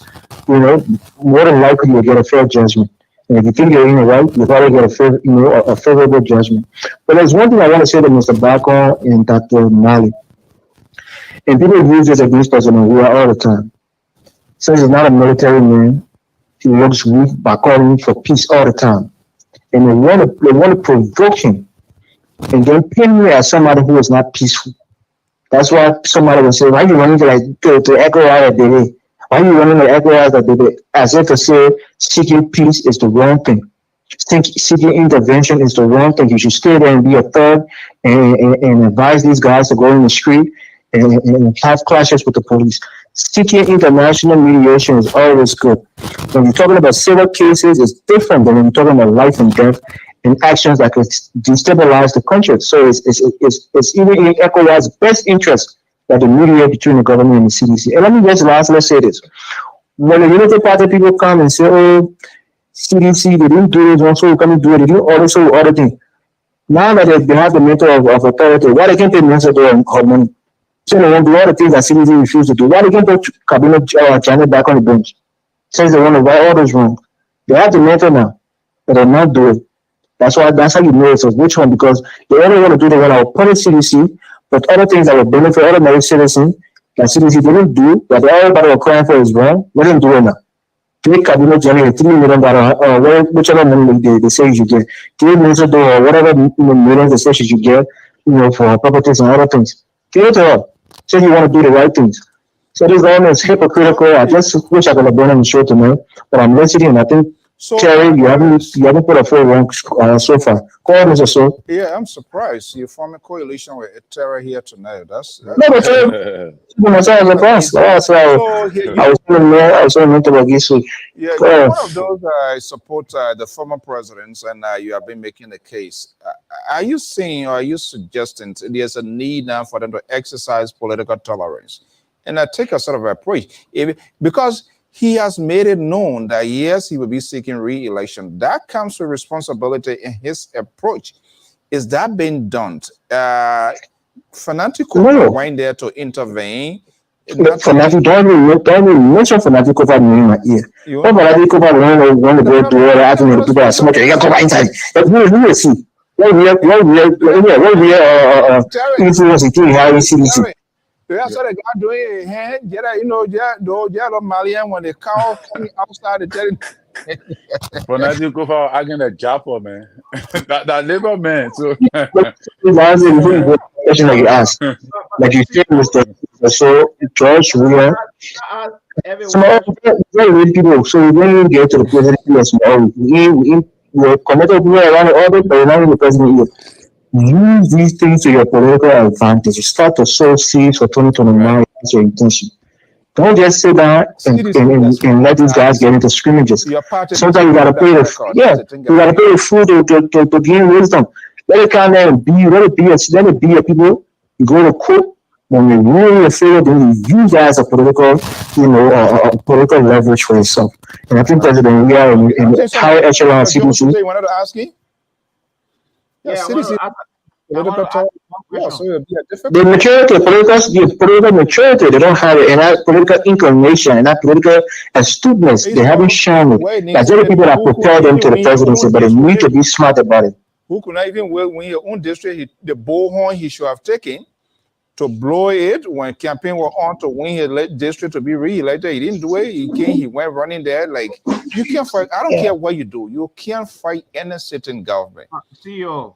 Government has to be careful on that side because every other thing you're going to be to that day, you don't want to have any legal victimization. Use it to your political advantage. That's what CDC need to do now. So you need to will be scared for 2029. But thank you so much. I will get that for now. No, wait, don't go. Somebody said they want Okay. We'll ask you. The question is to Terry. To Terry. Oh, okay. Yeah. CDC 6 years. They were never law and order party. But now you're advising them to be going to court. Do they know the rule there? Oh God! It is similar with Somali. If you party people are being abused in the party, you know the rule to the court. Police will be there for a very long time. If the party were going to pay the reset, they were homeless for some time as a political institution. If the party will be attacked, then they will use that to the political advantage. But all the things I see in the all the minister. There was never, having political pressure on the opposition. Never. Nobody can ever say that. Okay. Never. All right. So that's the difference. But thank you. Thank you so much. Terry, you want to answer him so we come with this last information before? Yeah. So, what's his name? That's the reason why we removed them. We removed them because we know they don't understand the modus operandi. They were not exercising. Yeah, that's the reason why the rescue removed the CDC-led government. Because there were many things they were not doing correctly. So because they are removed now, this is when they're supposed to go through the right procedure because they're no more in power to do the right thing as according to law. Okay. That's what we're saying. We are not saying that, but we know that CDC never used to follow the order of the day. Why you think the Liberian people remove them from power? So the government following the order of the day, so the people that is sacked, why they don't know the road to the court? But that's what we're saying, Mr. What's his name? Mr. Mali. You and I are saying almost the same thing. No, we're not saying the same thing. You are accusing the G. You say what the people doing is wrong. You already passed judgment. When you're supposed to be telling them to go to court, you already passed judgment. I said that the CSA, on the basis of what I read, there are some specific employees. Not everything they're doing is wrong. I told you here that Josiah Joker, I praised Josiah Joker on the show. Mr. Bacon can attest to that. But there are certain things that are happening presently that he's doing to certain employees that are visible, and are cited instances that based upon these facts, he is acting unlawfully. And I can say this. But then tell those people, can you just tell those people to go to court? Let it not disturb this guy. Well, it's true. Yeah, but it's my responsibility to also tell Mr. Joker that he is not proceeding right. And that's what I'm doing. I'm also saying Colin, that it is good that these people go to court too. It's the judge that's supposed to say that. It's not you. We don't know whether he's doing the right thing or not. I'm not a judge, it is true. But then why do we come on the show to talk? Because every one of us here have different profession. But we come here to speak our mind, and based on our opinion, we expect people to act. But obviously, go ahead, Mr. So. Take your show before Mr. Your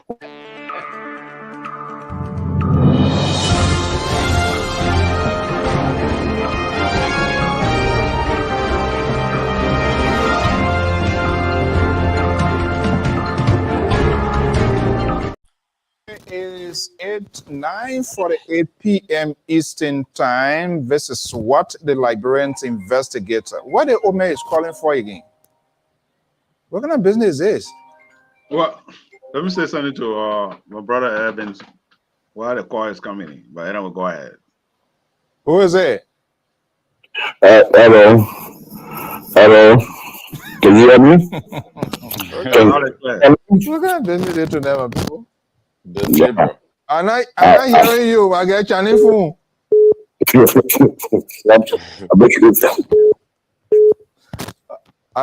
My phone dying. I Chinese phone. I beg your phone. I don't feel okay. I don't want to stay too. Who's that? Mr. Shaw, you're sitting for the labor. My phone is dying. I Chinese phone. I'm not hearing you.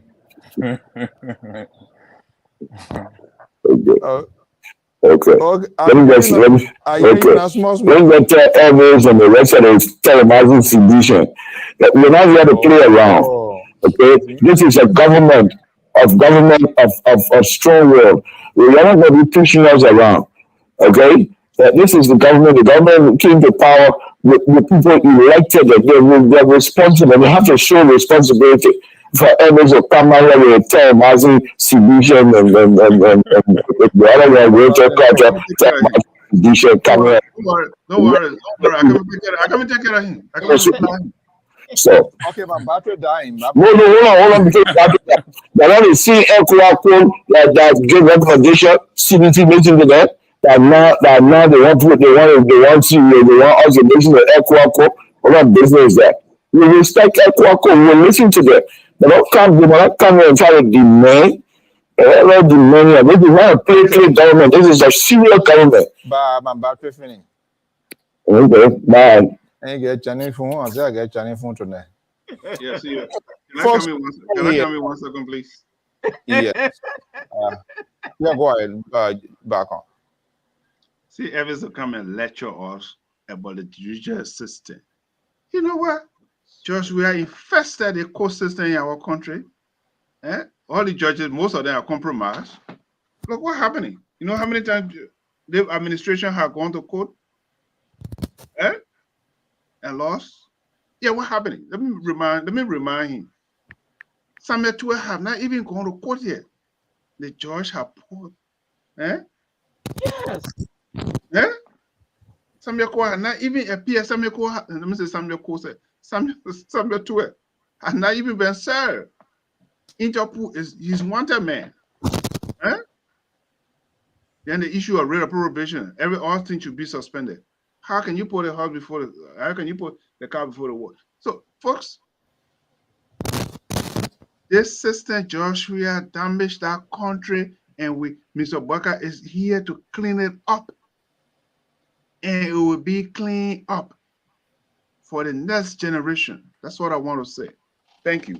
Okay, let's have this last year. This is what the Liberian investigator reporting this early morning. The Supreme Court of the Republic of Liberia will ultimately decide today on the fate of the former Chief Justice of the Republic of Liberia, Laura Mosuska case. The Supreme Court is expected to hand down decision tomorrow morning. What do you think?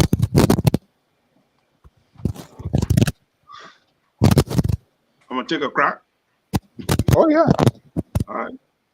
Yeah, the security man go first. Work out council now. So wow, she gonna walk away? You think she's gonna walk? She's gonna walk out tomorrow? Well, I mean, there are so many factors that the Supreme Court will take into consideration.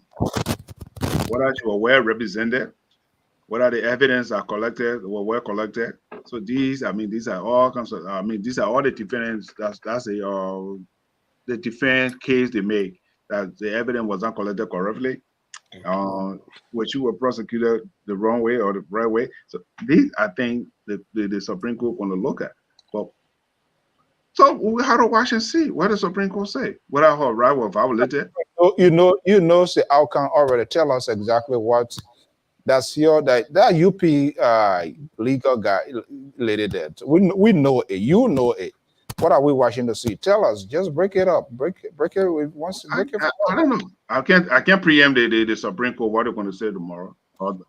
Anyway, tomorrow morning or in the morning, what they're going to say. So Terry, we know Gloria Musu-Scott. You know, it was a convoluted one. Voter then came to make a mess to create a scene as if what they were saying. You know, and this is the hypocrisy with people. There is no good and genuine advocates. These are people who says they are advocates, but they are in multiple places at the same time. He sat on a major network and he kind of like make up another Trump type of big lie as if he was here watching a live screen, somebody committing this crime. Jefferson Koji did this, I would do this. And I see him being appearing. Nobody has questioned him what he said yesterday. Does he still stand by his statement today? Where is the moral rectitude of these people who claims to be advocates, who claim to be the voices of the people, who thinks the justice system should be right, but they sit down, they cut the case, they become definitive in their action, and they do not have that sense of remorse to come back to even tell the Liberian people, this is what I said yesterday, I was wrong. They don't do that. They don't do that, but they provide, they give commentaries of other major things. When they have things to clear up, they are not clear up, but we still call them this sort of thing they come and say stuff. So will it be a surprise tomorrow when Gloria Musu-Scott walk away? Well, to me, it would not be a surprise because first of all, we must understand that this whole thing was political. Gloria Musu-Scott, the CDC, they had problem with her already. There was a lot of things, propaganda that she was the opposition lawyer in certain timing point. And as a result, they never wanted her to be on the scene just in case that things go sideways for President Weah. But so I think Gloria Musu-Scott case was political, and for the very fact that they are bringing it up again under President Booker shows you that it's going to be political and she's going to walk out. We must also take into consideration that Gloria Musu-Scott also, from that particular judiciary, everybody there know her. And that alone have drawn sentiment. All right? Her case has drawn public sentiment. Her case has also drawn sentiment to the entire judicial system. And knowing very well that this will be one of the cases. So Terry, quickly, is she been perceived or she see herself as a victim? Well, yes, yes. I think she will see herself as a victim, but again, I would say yes and no, because to see yourself as a victim, it means that it will go two ways. It means that you are already stigmatized by the public that this is what you did. This is what you did. Well, regardless whether if she walk out tomorrow free or not, people already have a perception that she did the act. So that alone have victimized her. Okay. All right. But yeah. No, air point. Sorry, Terry. Air point. Yeah. But in the final analysis, there was what Mr. Bacon said. There was no sufficient evidence that directly linked her to the crime. So it is clear cut that tomorrow she's gonna walk out. I don't see the reason why they're not gonna give her the they are not gonna release her. I don't see the reason why they're not gonna do that. So Dr. John, here is my view, here is my opinion, so you can nail the hair. And I think I Terry, but I will see what I'm gonna prove on the contrary. But GOL starts screwing up. GOL laid the foundation by allowing a sitting deputy minister. When she, at point in time, Gloria Mususka jail people, put people in jail for whatever 10 or some more years. So when you are, whether the justice system was right or not, at that point in time, she was a convicted felon. Only person that's supposed to speak is a lawyer, her legal thing, but to allow a sitting deputy minister to take a clue at a person's correction facility for them to carry on such a public relations, that was very bad on the part of government. Now here we are on the eve that there will be a decision tomorrow. For people to retrospect, but they take a reflections on what happens. So when she walks away tomorrow, that wouldn't be a surprise to me because they are waged that public relations campaign already. I don't know what they're trying to prove, what they try to do. When even they wanted to do it, that could have been done by her defense team. Then you just like get out of the whole shadow issue. But these people, wherever they are here leading, that's where they go. Dr. Jones.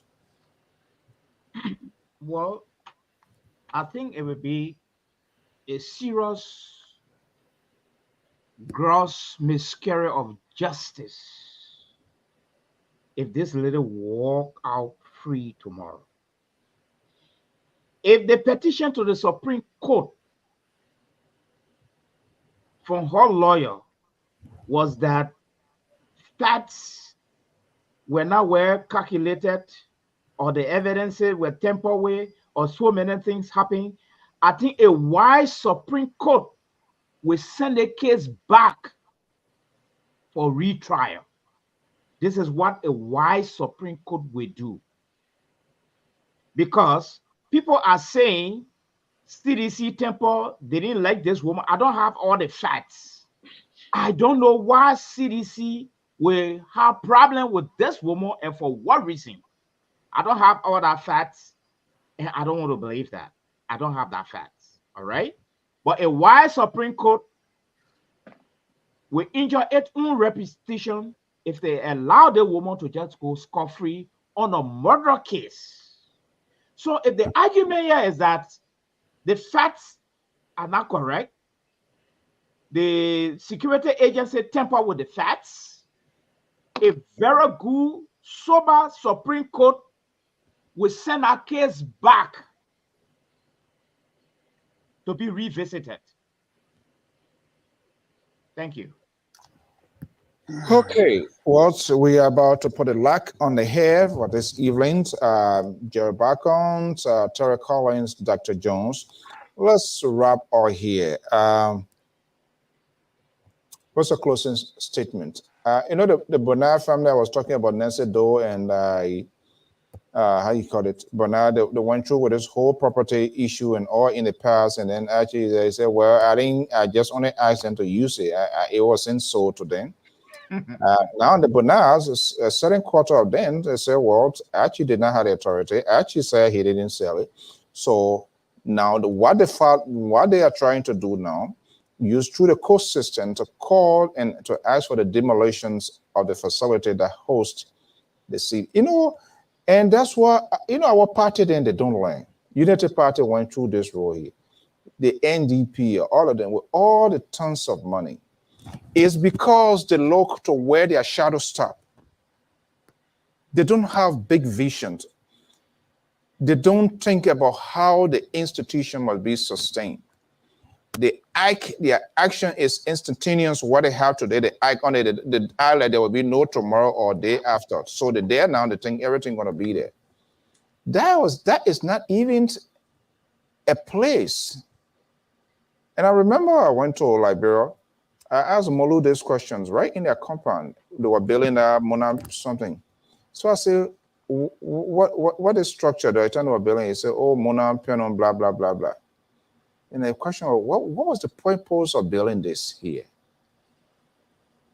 What was the purpose of building this? If you really want to memorialize her, then probably that's what been directed in the district that she represented, or the rightful property of the CDC. This is not, it's, you're either renting or they actually then or there, you're supposed to know, you're supposed to know history. The Archie, the Emmanuel Shaw, they saw what happened with them and Samuel Doe. And they downplay it.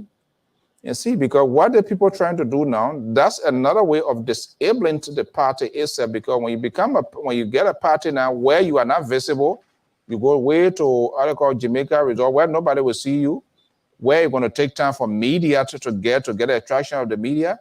That's the campaign is on now. Because what they want to do now, they say they want Bay Hotel, they're calling for the court.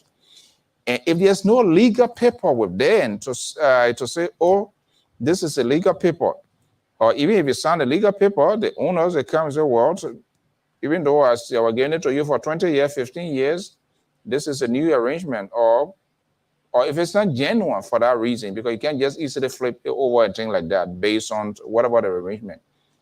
But if the court, if you end up going to court, that they are arguing that they want it to do to want that area to demolish, obviously, that would be in the favor of the government, because the government would want to display a major political party when they had the opportunity maybe to have found somewhere ideal, or maybe spend good money, they have good money, to buy the facility, that it becomes their own property. So now, because people are not far-sighted, it's a complete waste of resources. The build monopanel, whatever it is there, if you go to court and court call for demolitions, what do? You have no choice. It's not your property. They were being wise enough. Somebody will raise their finger to the executive, to the leaders, and ask Malu that question. He said, well, it came from up the hill, wherever hill it came from, because nobody wants to challenge our leaders. And if not challenge, but to have a second thought. If anybody did that, another group of loyalists will come that this person is trying to take your seat. These are the everyday problems of our institutions. Jerry, back on. Yes. What's your closing statement? Thank you. One of the things we don't do, our security system in our country have always been overlooked.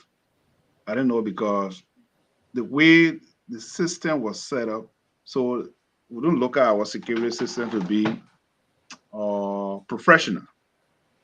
And it is time for us to change our methodology on that issue. Yeah, why?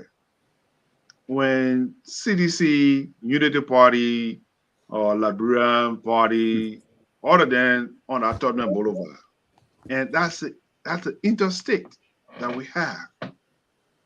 Well, what happened the other day? And somehow we have suggested these parties should have not been built on the main road. They should be outskirts off the Tottenham Boulevard. So what happened the other day? People couldn't come to work. And when there's demonstration on a main highway, and that's a major highway that go to our airport, people have to go to business and do businesses. So it is, and personally, I said it 2000, I think 2000, before the political party started landing all on the highway there. I said, this is dangerous. It's going to cause conflict in this country, and it's going to cause chaos in this country. Look what happened. But here's my closing point I want to make tonight.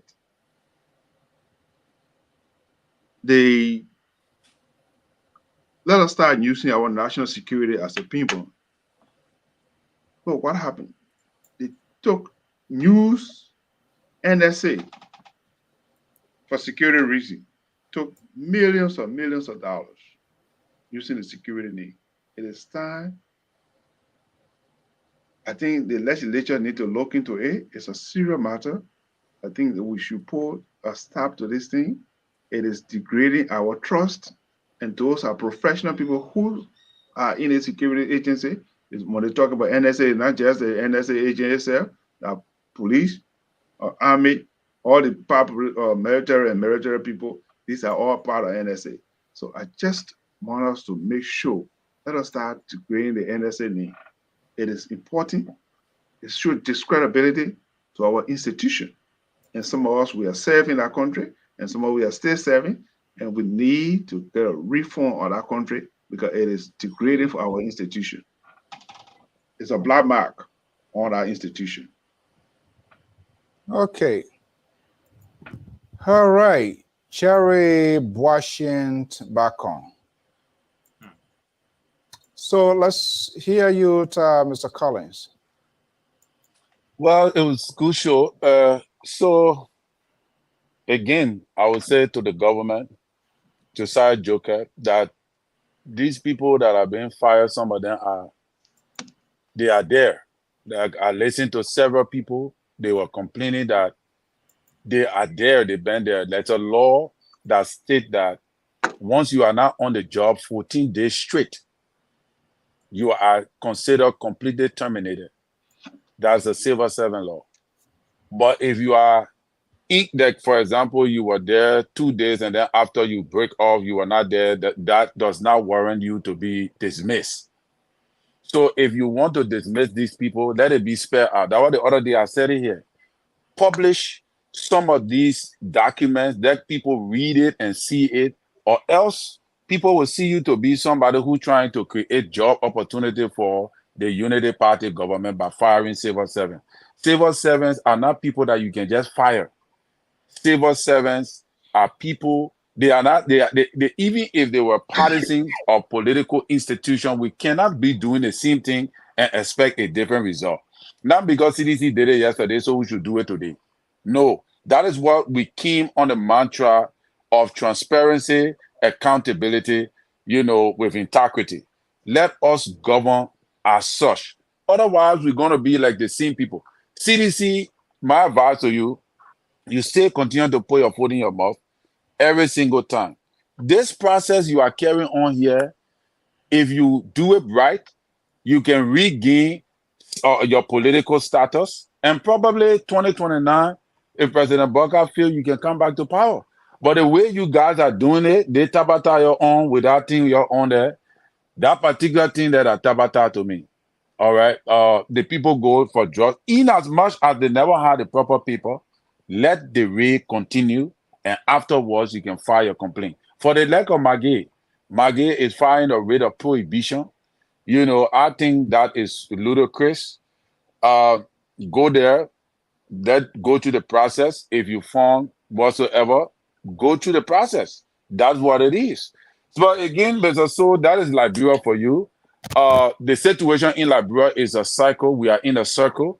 We're just in a circle. We're just going to go over and over. So it seems like government come and go, nothing changes. So myself, my head hurting now the whole week. I have not been following anything about what's going on in the country. To be honest with you, I have not been following because the whole week when I turn the radio on, it's just from one problem to another, from one problem, I expected us to be doing better by now. I expected us to be doing far more better than CDC.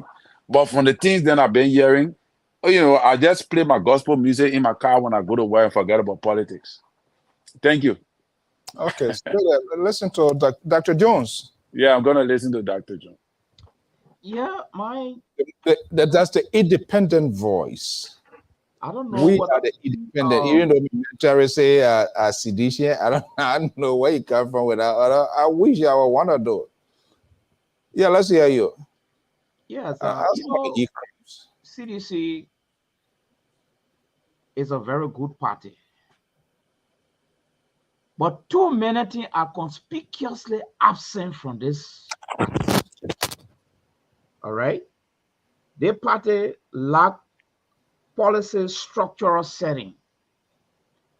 They need to go back and get a party restructured in a way that will allow level-headed Liberians to join this party. Right.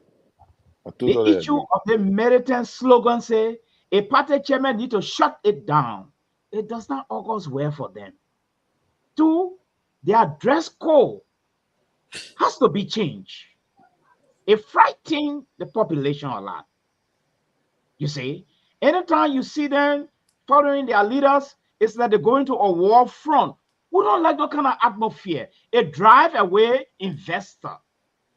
We don't like that.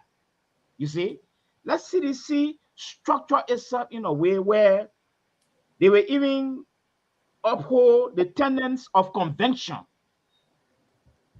Yes, they will hold the tenets of convention, and CDC will not just be His Excellency former President Joe Weah as it is right now.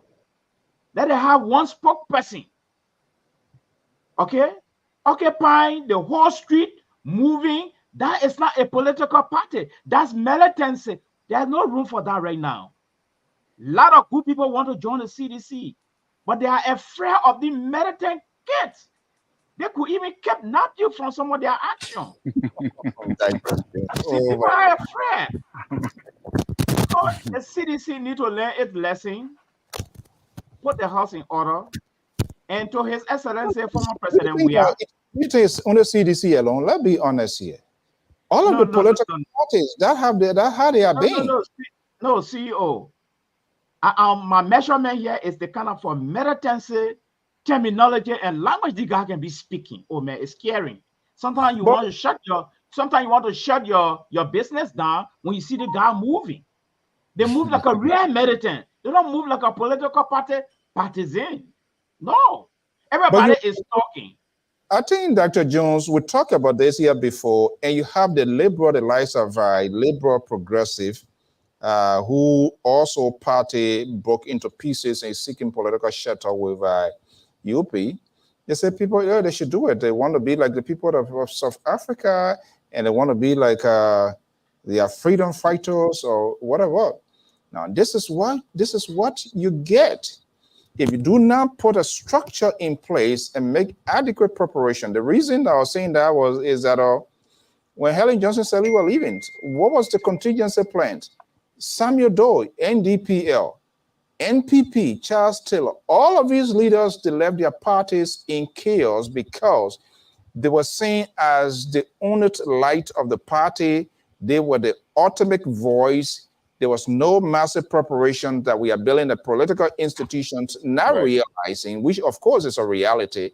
At some point in time, I will fade away, age will factor in. I would not have that political courage.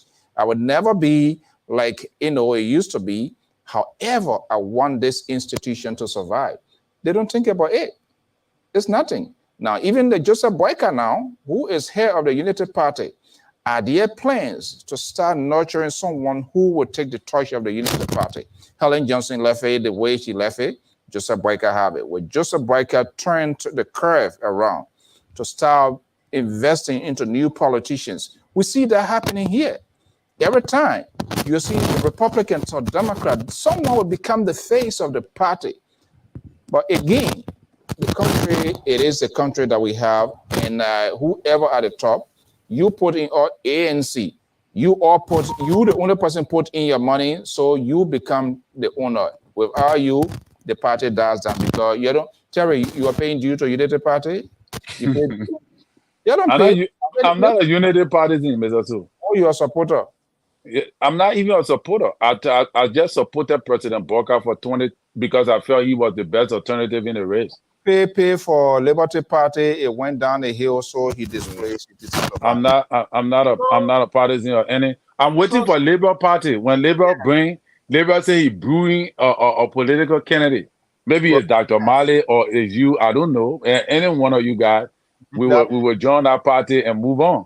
Yeah, myself can be no conference. So, CEO, one of the major things that is happening right now is Associate Justice Yusuf Kabah. He's going to looking at he on the part of destroying the Supreme Court. Wow. This is Joe Weah man. The man against Samuel where the I come in now. This is the man. This is Joe Weah man. Joe Weah put him there.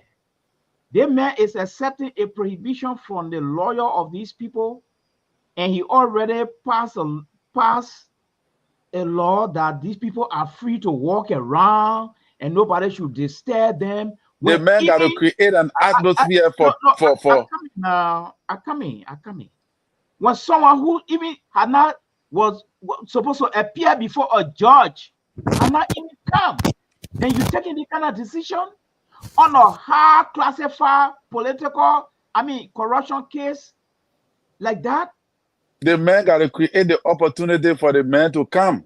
No. The man is leveling the playing field. But you got to first, Mr. Marty, you got to first inquire whether if the man's decision was an action against the law before you can It's argue with against him. the law. The case is still before a lower court. I come in. This case is still before a lower court. The corporate, someone say, are still on the run. All right. Now a prohibition will come to your office. Wait. Let the lower court exhaust all its energy. Then, if the kind of thing come to your office, you can take a decision. You telling me? But the Supreme Court is higher than any other lower court. No, they can supersede, they can interfere in something that they know that is not right. The Supreme Court is causing problems. They used to Kabaga appointed by George Weah, because all George Weah company going to him now. Everything is going to him right now. We can't be doing that. So you believe he's compromised? Oh, he paid George Weah back in kind. Of course, yes. Of course, yes. One of the disaster things I heard, Mr. Colin, even here where we are, you know what's going on. You know. For the Ministry of Information. Yeah, I myself was surprised when I heard that. But again, whether if he's wrong, that's a whole different discussion. But they can't stay before the lower court. Guys. The corporate, then we still trying to get them together. Then you say conference. That man not even coming. That man will not. That man no Liberia. He will not. That man will not come. That man know he can't. He finish. He know he's the big fish. He's the one that people want. So he can't. Nah. He finish. I think President we will call the message, my man. Don't can stay to where you are. This comment from one of our followers in East Africa. People monitor, people listen. Let's read one of our followers. Wow, they agree with Dr. Mali. My God. Okay, this is what he's saying. You see, he highlighting the independent voices thing. You know, Mr. So we always. This is. I don't manufacture any news. They don't say anything. They said Dr. Mali. He makes us say, yes, I agree with Dr. Mali. Liberia is not a baby. We need to solve our own problems through conversations between political fatheads. That was the point when Dr. Mali was making no need of that was ever saying, but this is where the writer concludes, and I'm going to call it. I'm not going to leave anything. It will not have it. We don't have anything yet. He said, thanks for the programs. I have followed throughout. This is my take. People listen to it. They don't like to call, but they give it. This is my take. Liberia is a sovereign nation state. Local political problems should be resolved by politicians without the need to write regional organizations to intervene. It makes Liberia a weak and fragile country in the midst of regional international relations. Please make my opinion known. Dr. Clarence Gono is currently in East Africa, Kenya, making a contribution. So people to listen. Is he a unity partisan? Is he a UPS? That's an independent voice. No. He's saying. What you're looking for? You're recruiting you don't know. Maybe the man is a UPS. The man sound like a UPS. No. What I do know, I had the opportunity to talk to Dr. Gono long. At the time, say there was no Facebook. You used to do because the Gono name sounds like from Nima County, right? We got a Mepe Gono. You pulling things? You see? But I'm going in the mind of the writer. I'm going in the background now. I'm a neutral man. What man? You what? I'm neutral. I'm not part of no political party, Mr. So. We can claim ourselves to be neutral, even though people tell us. But why am I not part of any political party? Because I'm neutral. You talk aside, I don't have question with it. This is why you people are struggling. You're trying to do the fixing. You're trying to do the damage. Oh, they want you to have done that. But Mr. So, it was between life and death. We had to take a side. Well, life and death, we are now. So we're dying now. You're looking like we die now. Mariam said, we can say we are free thinker. We say it, but we don't take offense. Even though people say this is who we are, it doesn't make me who that way. I mean, people views and opinion. But this was the interview. That was 2019. I enjoyed with the former vice president. And she was stuck, and she said she referred not to talk of politics. That's the interview. Joel Wow. how much young God. For first time, I met her. That was in a conference room, and I asked her a politician. She said no, but and she knew she a smart lady, very smart, articulate, but she knew at that time. And remember at that time, at a certain time, there was a high tension with she and the president to the extent the lady almost resigned. Yeah. Wow. The question I remember that time. Yeah. the question she said, I can't answer. In fact, she said, the server told me, said, we do not want to have a political conversation. So I said, Madam Vice President of a sovereign nation, so you want to say it, you want to have an interview, and you do not want to have a political conversation? How realistic? That is unusual. What is happening? You know what is happening. I know, That's not a mile not coming. Don't get me not flowing. into trouble. Yeah, that time it was really. So CDC to start kind of like kicking their own. They start creating some rough edges before the elections. I think at some point in time you wanted to quit, but it would have been more bad picture. I mean, it would have been more terrible, but it still didn't happen. But I think the screw up. CDC screw up because they kept that solidarity with Nima County Prince Johnson. There is a give and take in politics, but if you are too greedy, he who wants all loses all. That's what happened. Definitely. And that's what happened because they could have a give. I don't think they were greedy. It was just about not spending what you're supposed to spend in the right place at the right time. Yeah. You're dealing with people who not have any political contribution to your fight. You're bringing in people who already destroy you, and then you're bringing them to help to build you up. How can that be possible? No, but okay. So even after that, look at in the middle of election, you just bring someone to be chairman, close a whole chapter on other people who were chairman. I mean, right? How can you do that? Well, in that play, people, because those guys were small potatoes, they just kept their milk quiet. They should complain. They became the victims of their own party when they show up something.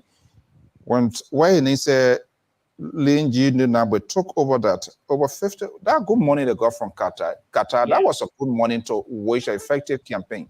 I tell you. All of the exonerate, they just screwed them out. A few people and they just think it was okay. People were complaining, and nobody had a guts to take it on to say this is not right. We need to have this fixed now. They give money, they give people 20 cents, then they just give 50 cents to the people, and they go with the other one. Why? I even got to someone even confided in me that when that decision was taken, Alain, His Excellency, former president, decided to start behaving like a woman. You don't speak to the children anymore because if we don't pick it up, you can't do that.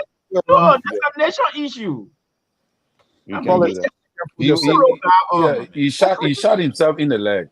Yeah, he shot himself in the leg. Now they're seeing the weight of it because when this thing comes, if you don't hold it, if it goes away, if it slips, it slips.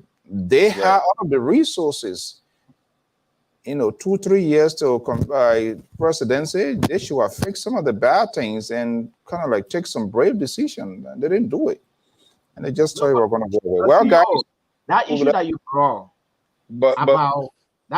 brought about the former president and ECOWAS, you can't kick ECOWAS in the face, spit in their faces. Yeah, but what I'm saying, and you kick them on the side.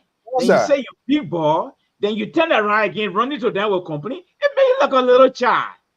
I know the Equa people, they were just laughing. They were just laughing at this guy. You see? So when you take a political decision, you got to think about tomorrow. The people cry behind you. Next Bido issue. They cry behind you. Kabina Jenny, you didn't even bother. Because of that, he start going to Nigeria. You are going to France now, going other places. You can't play the game like that. Tell the people something. We are all interconnected somehow, some way. And like one day, I will go to Minnesota. the first thing I say, we're calling place it's a give and take. That thing he did to the people, you think the people have forgotten? They are not forgotten. And it too soon, it just 8 months. How about 5 more years? How many complaints that man can carry down there? The worst thing that he ever did was to break that relationship with Prince Johnson. Yes. That was the worst thing. That was, relationship, even if President Booker had gotten Jeremiah Kuhn, once he had Prince Johnson, that was going to bridge that gap of that 20,000 people that President Booker let him over. you know, politics, they don't go. To be frank with you, Prince Johnson will forgive the people that bringing the war crime on him, then forgiving Joe for the breakaway. I'm telling you, because it like the paper chopping shut What down. the Papa said going in the point come on. But the Papa, come on. The old man said reducing. The Papa reducing. Like he's not talking, he's not. I don't hear Prince Johnson talking these days. The Papa not talking plenty. But what you talk? What you got to talk ready? You are your government. So what you got to talk? Anything Prince Johnson talk is a news. And that's the right way he doing it. And to show you that Prince Johnson will speak when it jam him. When y'all say, okay, the war crime could come in, nah. Then at the time you hear, but right now, Prince Johnson ain't got nothing to talk because things are playing all the way he wanted. And Collins, to also show you how the CDC is not mature, how you will go join Yeke Koluba in rank after disgracing all your chief, then you join them in rank now your foreign coalition. You see how CDC, but I don't understand. No, that party need to reorganize. I know they can say something happened in the next day. I know the park crazy, but you know what somebody told me? They said, but a CDC bidding coalition with Yaka Koluba, then that means they have validated what Yaka Koluba then see about Joe. But that is why that is the Liberian politics there. Liberian politics. The person can cost you today, tomorrow you and the person John. It happened with Jeremiah Kuhn today, and he cost President Booker, Darrell Dillon, and all of them. So it's not anything. For me, what I look at is CDC looking for all the political figures that got weight politically to jump behind them to help them foster the agenda, which is good. As a political party, man, Yeke Koluba, who brought the rescue team, you want him on your side. So, yeah, it's a gain for them. I don't think it's a loss. It's a game. So that means they can bring Kumis in too. But that's what I'm telling you. The game now is becoming flexible. But I'm hearing Mr. Cummings. To show that Ghana where they now reorganize. A real metro party, man, you will take some stand on. But Mr. Mali, what a metro party? The people ain't get their own billing for themselves. They've been in power for 6 years. They didn't get their own property. They're about to kick them out. Then you're talking about metro. Those people, they are just on some kind of quick, hurry stuff. Let me tell you, if they take that property from them, that's the end of CDC. Daddy. Those boys got money. Oh man, when I say that the end of CDC, Joe, we will just be operating with 5 people to his house. That's it. But do you know that Joe is even afraid of that militant group? Do you know that? It will. Joe, we are not afraid of those people. If it does happen, that would be that thing will affect CDC because in the first place, where the boys will sleep. In the morning, they gotta wake up. They play that boys. CDC is a radical party. CDC not get time for. Let me tell you, you know the person it will affect. If it was Unity Party, I would tell you say it will affect them. But now see, CDC don't care. CDC can start from anywhere. Look, Mr. Mali, you know the party. We were there. We were in Liberia for 12 years. We saw CDC performing. CDC can start from anywhere. Zihon said, CDC can start from there. So you're telling me the president could even address them on the street. Oh, and tell them, I'm telling you, if they take that billing from CDC, you'll be surprised how CDC will bounce back. It's going to be like the cost of liberation is huge, so it comes to sacrifice. So yeah, I think they are good they are better effective in opposition than in government. Yes, very effective in opposition. Very effective. Yeah. CDC get early hard time with over 12,000 troops on the ground. CDC shocked them. Don't picking it not ready here for President Booker. They wait, they're waiting. They ready here. They warming up.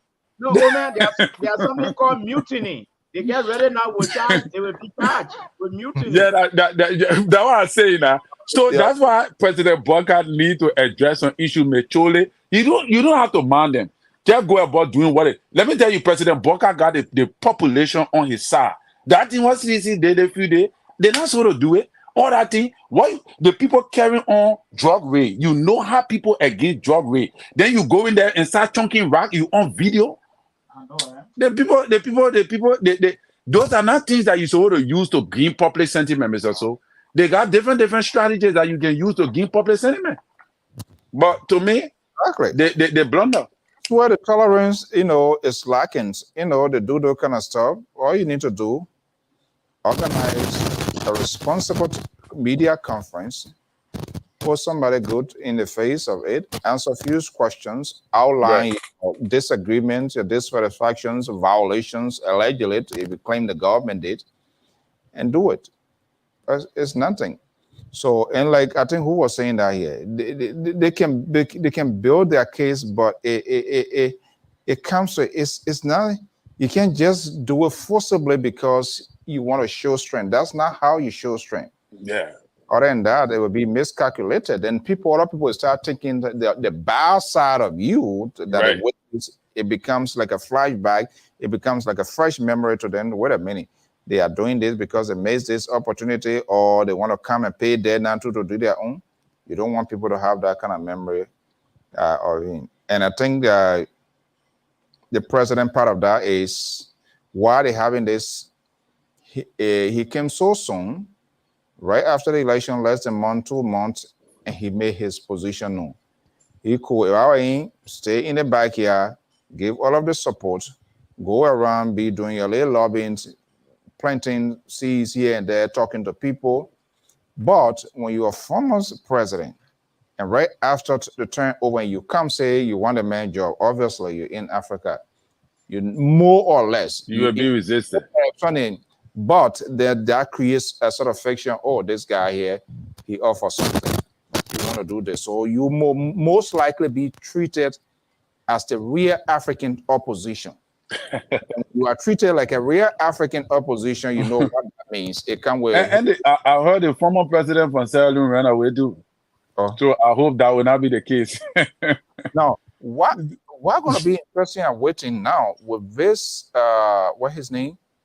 Magay, something about immunity. I'm waiting to see how. We're waiting. We ready, guys, because that thing. We're going to see what happens. I think what Magay did to this president, then it's like Magay is literally telling us when I was in desperation. So when I was dying, when I stood for you, when I fought for you, you did not stand with me. Politically, the language Magay is speaking to George. When I was sanctioned, I was going through a hard time. You suspended me. I was fired. It is only my own coming back to make me to be a senator. That's what he's telling me. So am I getting ready to throw you under the bus? Is that what you're saying? He threw the president under it. Well, I'm surprised when he said that. Right. That he was acting with the acquiescence of the president. That's literally indicting the president. That is legally and that must have been taught over and over and over. That must have been given a long thought for him to make that kind of pronouncement. That kind of I agree with you. He never said anything. He tried to be diplomatic. He was always protective of the president, knowing everything. And so, what do you think comes out of Magay that any other person would not want to believe it? What do you think? Because he was like a prime minister. Definitely. He was president number 2. Everything was about him. Now, saying all of this, I'm kind of like surprised, and I will wait and see. So it seems to me that whether that connection, whether it's there or it will ever be there, we'll wait and see. Politicians are very full of uncertainty. Terry, thank you so much. And good night, Mr. So. Tomorrow. Okay. Okay, so Dr. Jones.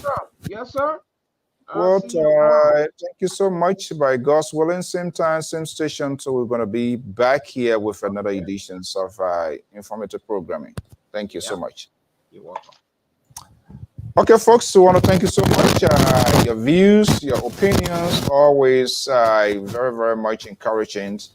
We like the way that you can engage us. We don't take anything personal here. You have the right to think about who we are, what we do. It doesn't matter. Yes, we sit and we also label other people that sort.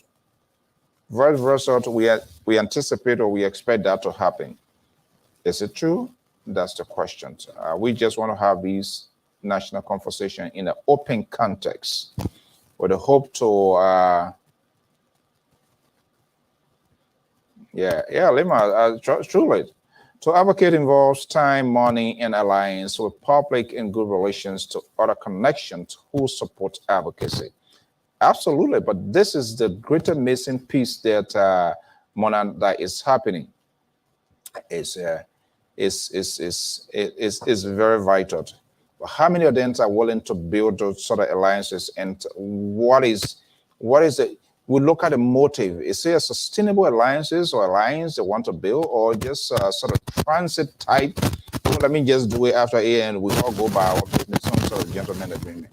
But the need to our political institutions, not only political institutions, everywhere we don't build institutions, we don't build it to sustain that it will be sustained. We build it for our self-glorification so that you who are on top, you will be highlighted as the face. And as soon as you fumble, then everything go down the hill.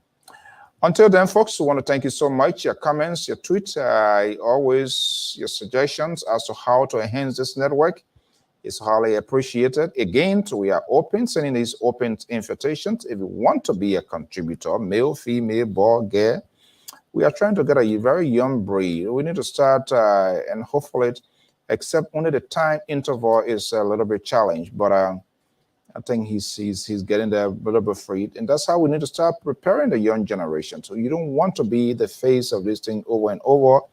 You don't be there like a Jean-Claude. Or having fixed type, you stay there until you meet your end time. So if you want to be a contributor to analysts on this network, it doesn't require much. It's just your time, your commitment. Let us know. You just get a taste skin, be willing to accommodate people's voices, their opinions on what you say, what you do. And that's all about it. But we think we all need to discuss about Liberia holistically. Until then, Helena, good evening. Thanks for being here. Hey, Esther, man, I'm good. We heard Kamala, Donald Trump pictured. It's interesting. We're watching the process to see how it plays. I think, 70 days to go? We'll see what happens. Until then, guys, have a pleasant evening. And by God's willing, we'll be back here for more programming tomorrow. Bye-bye.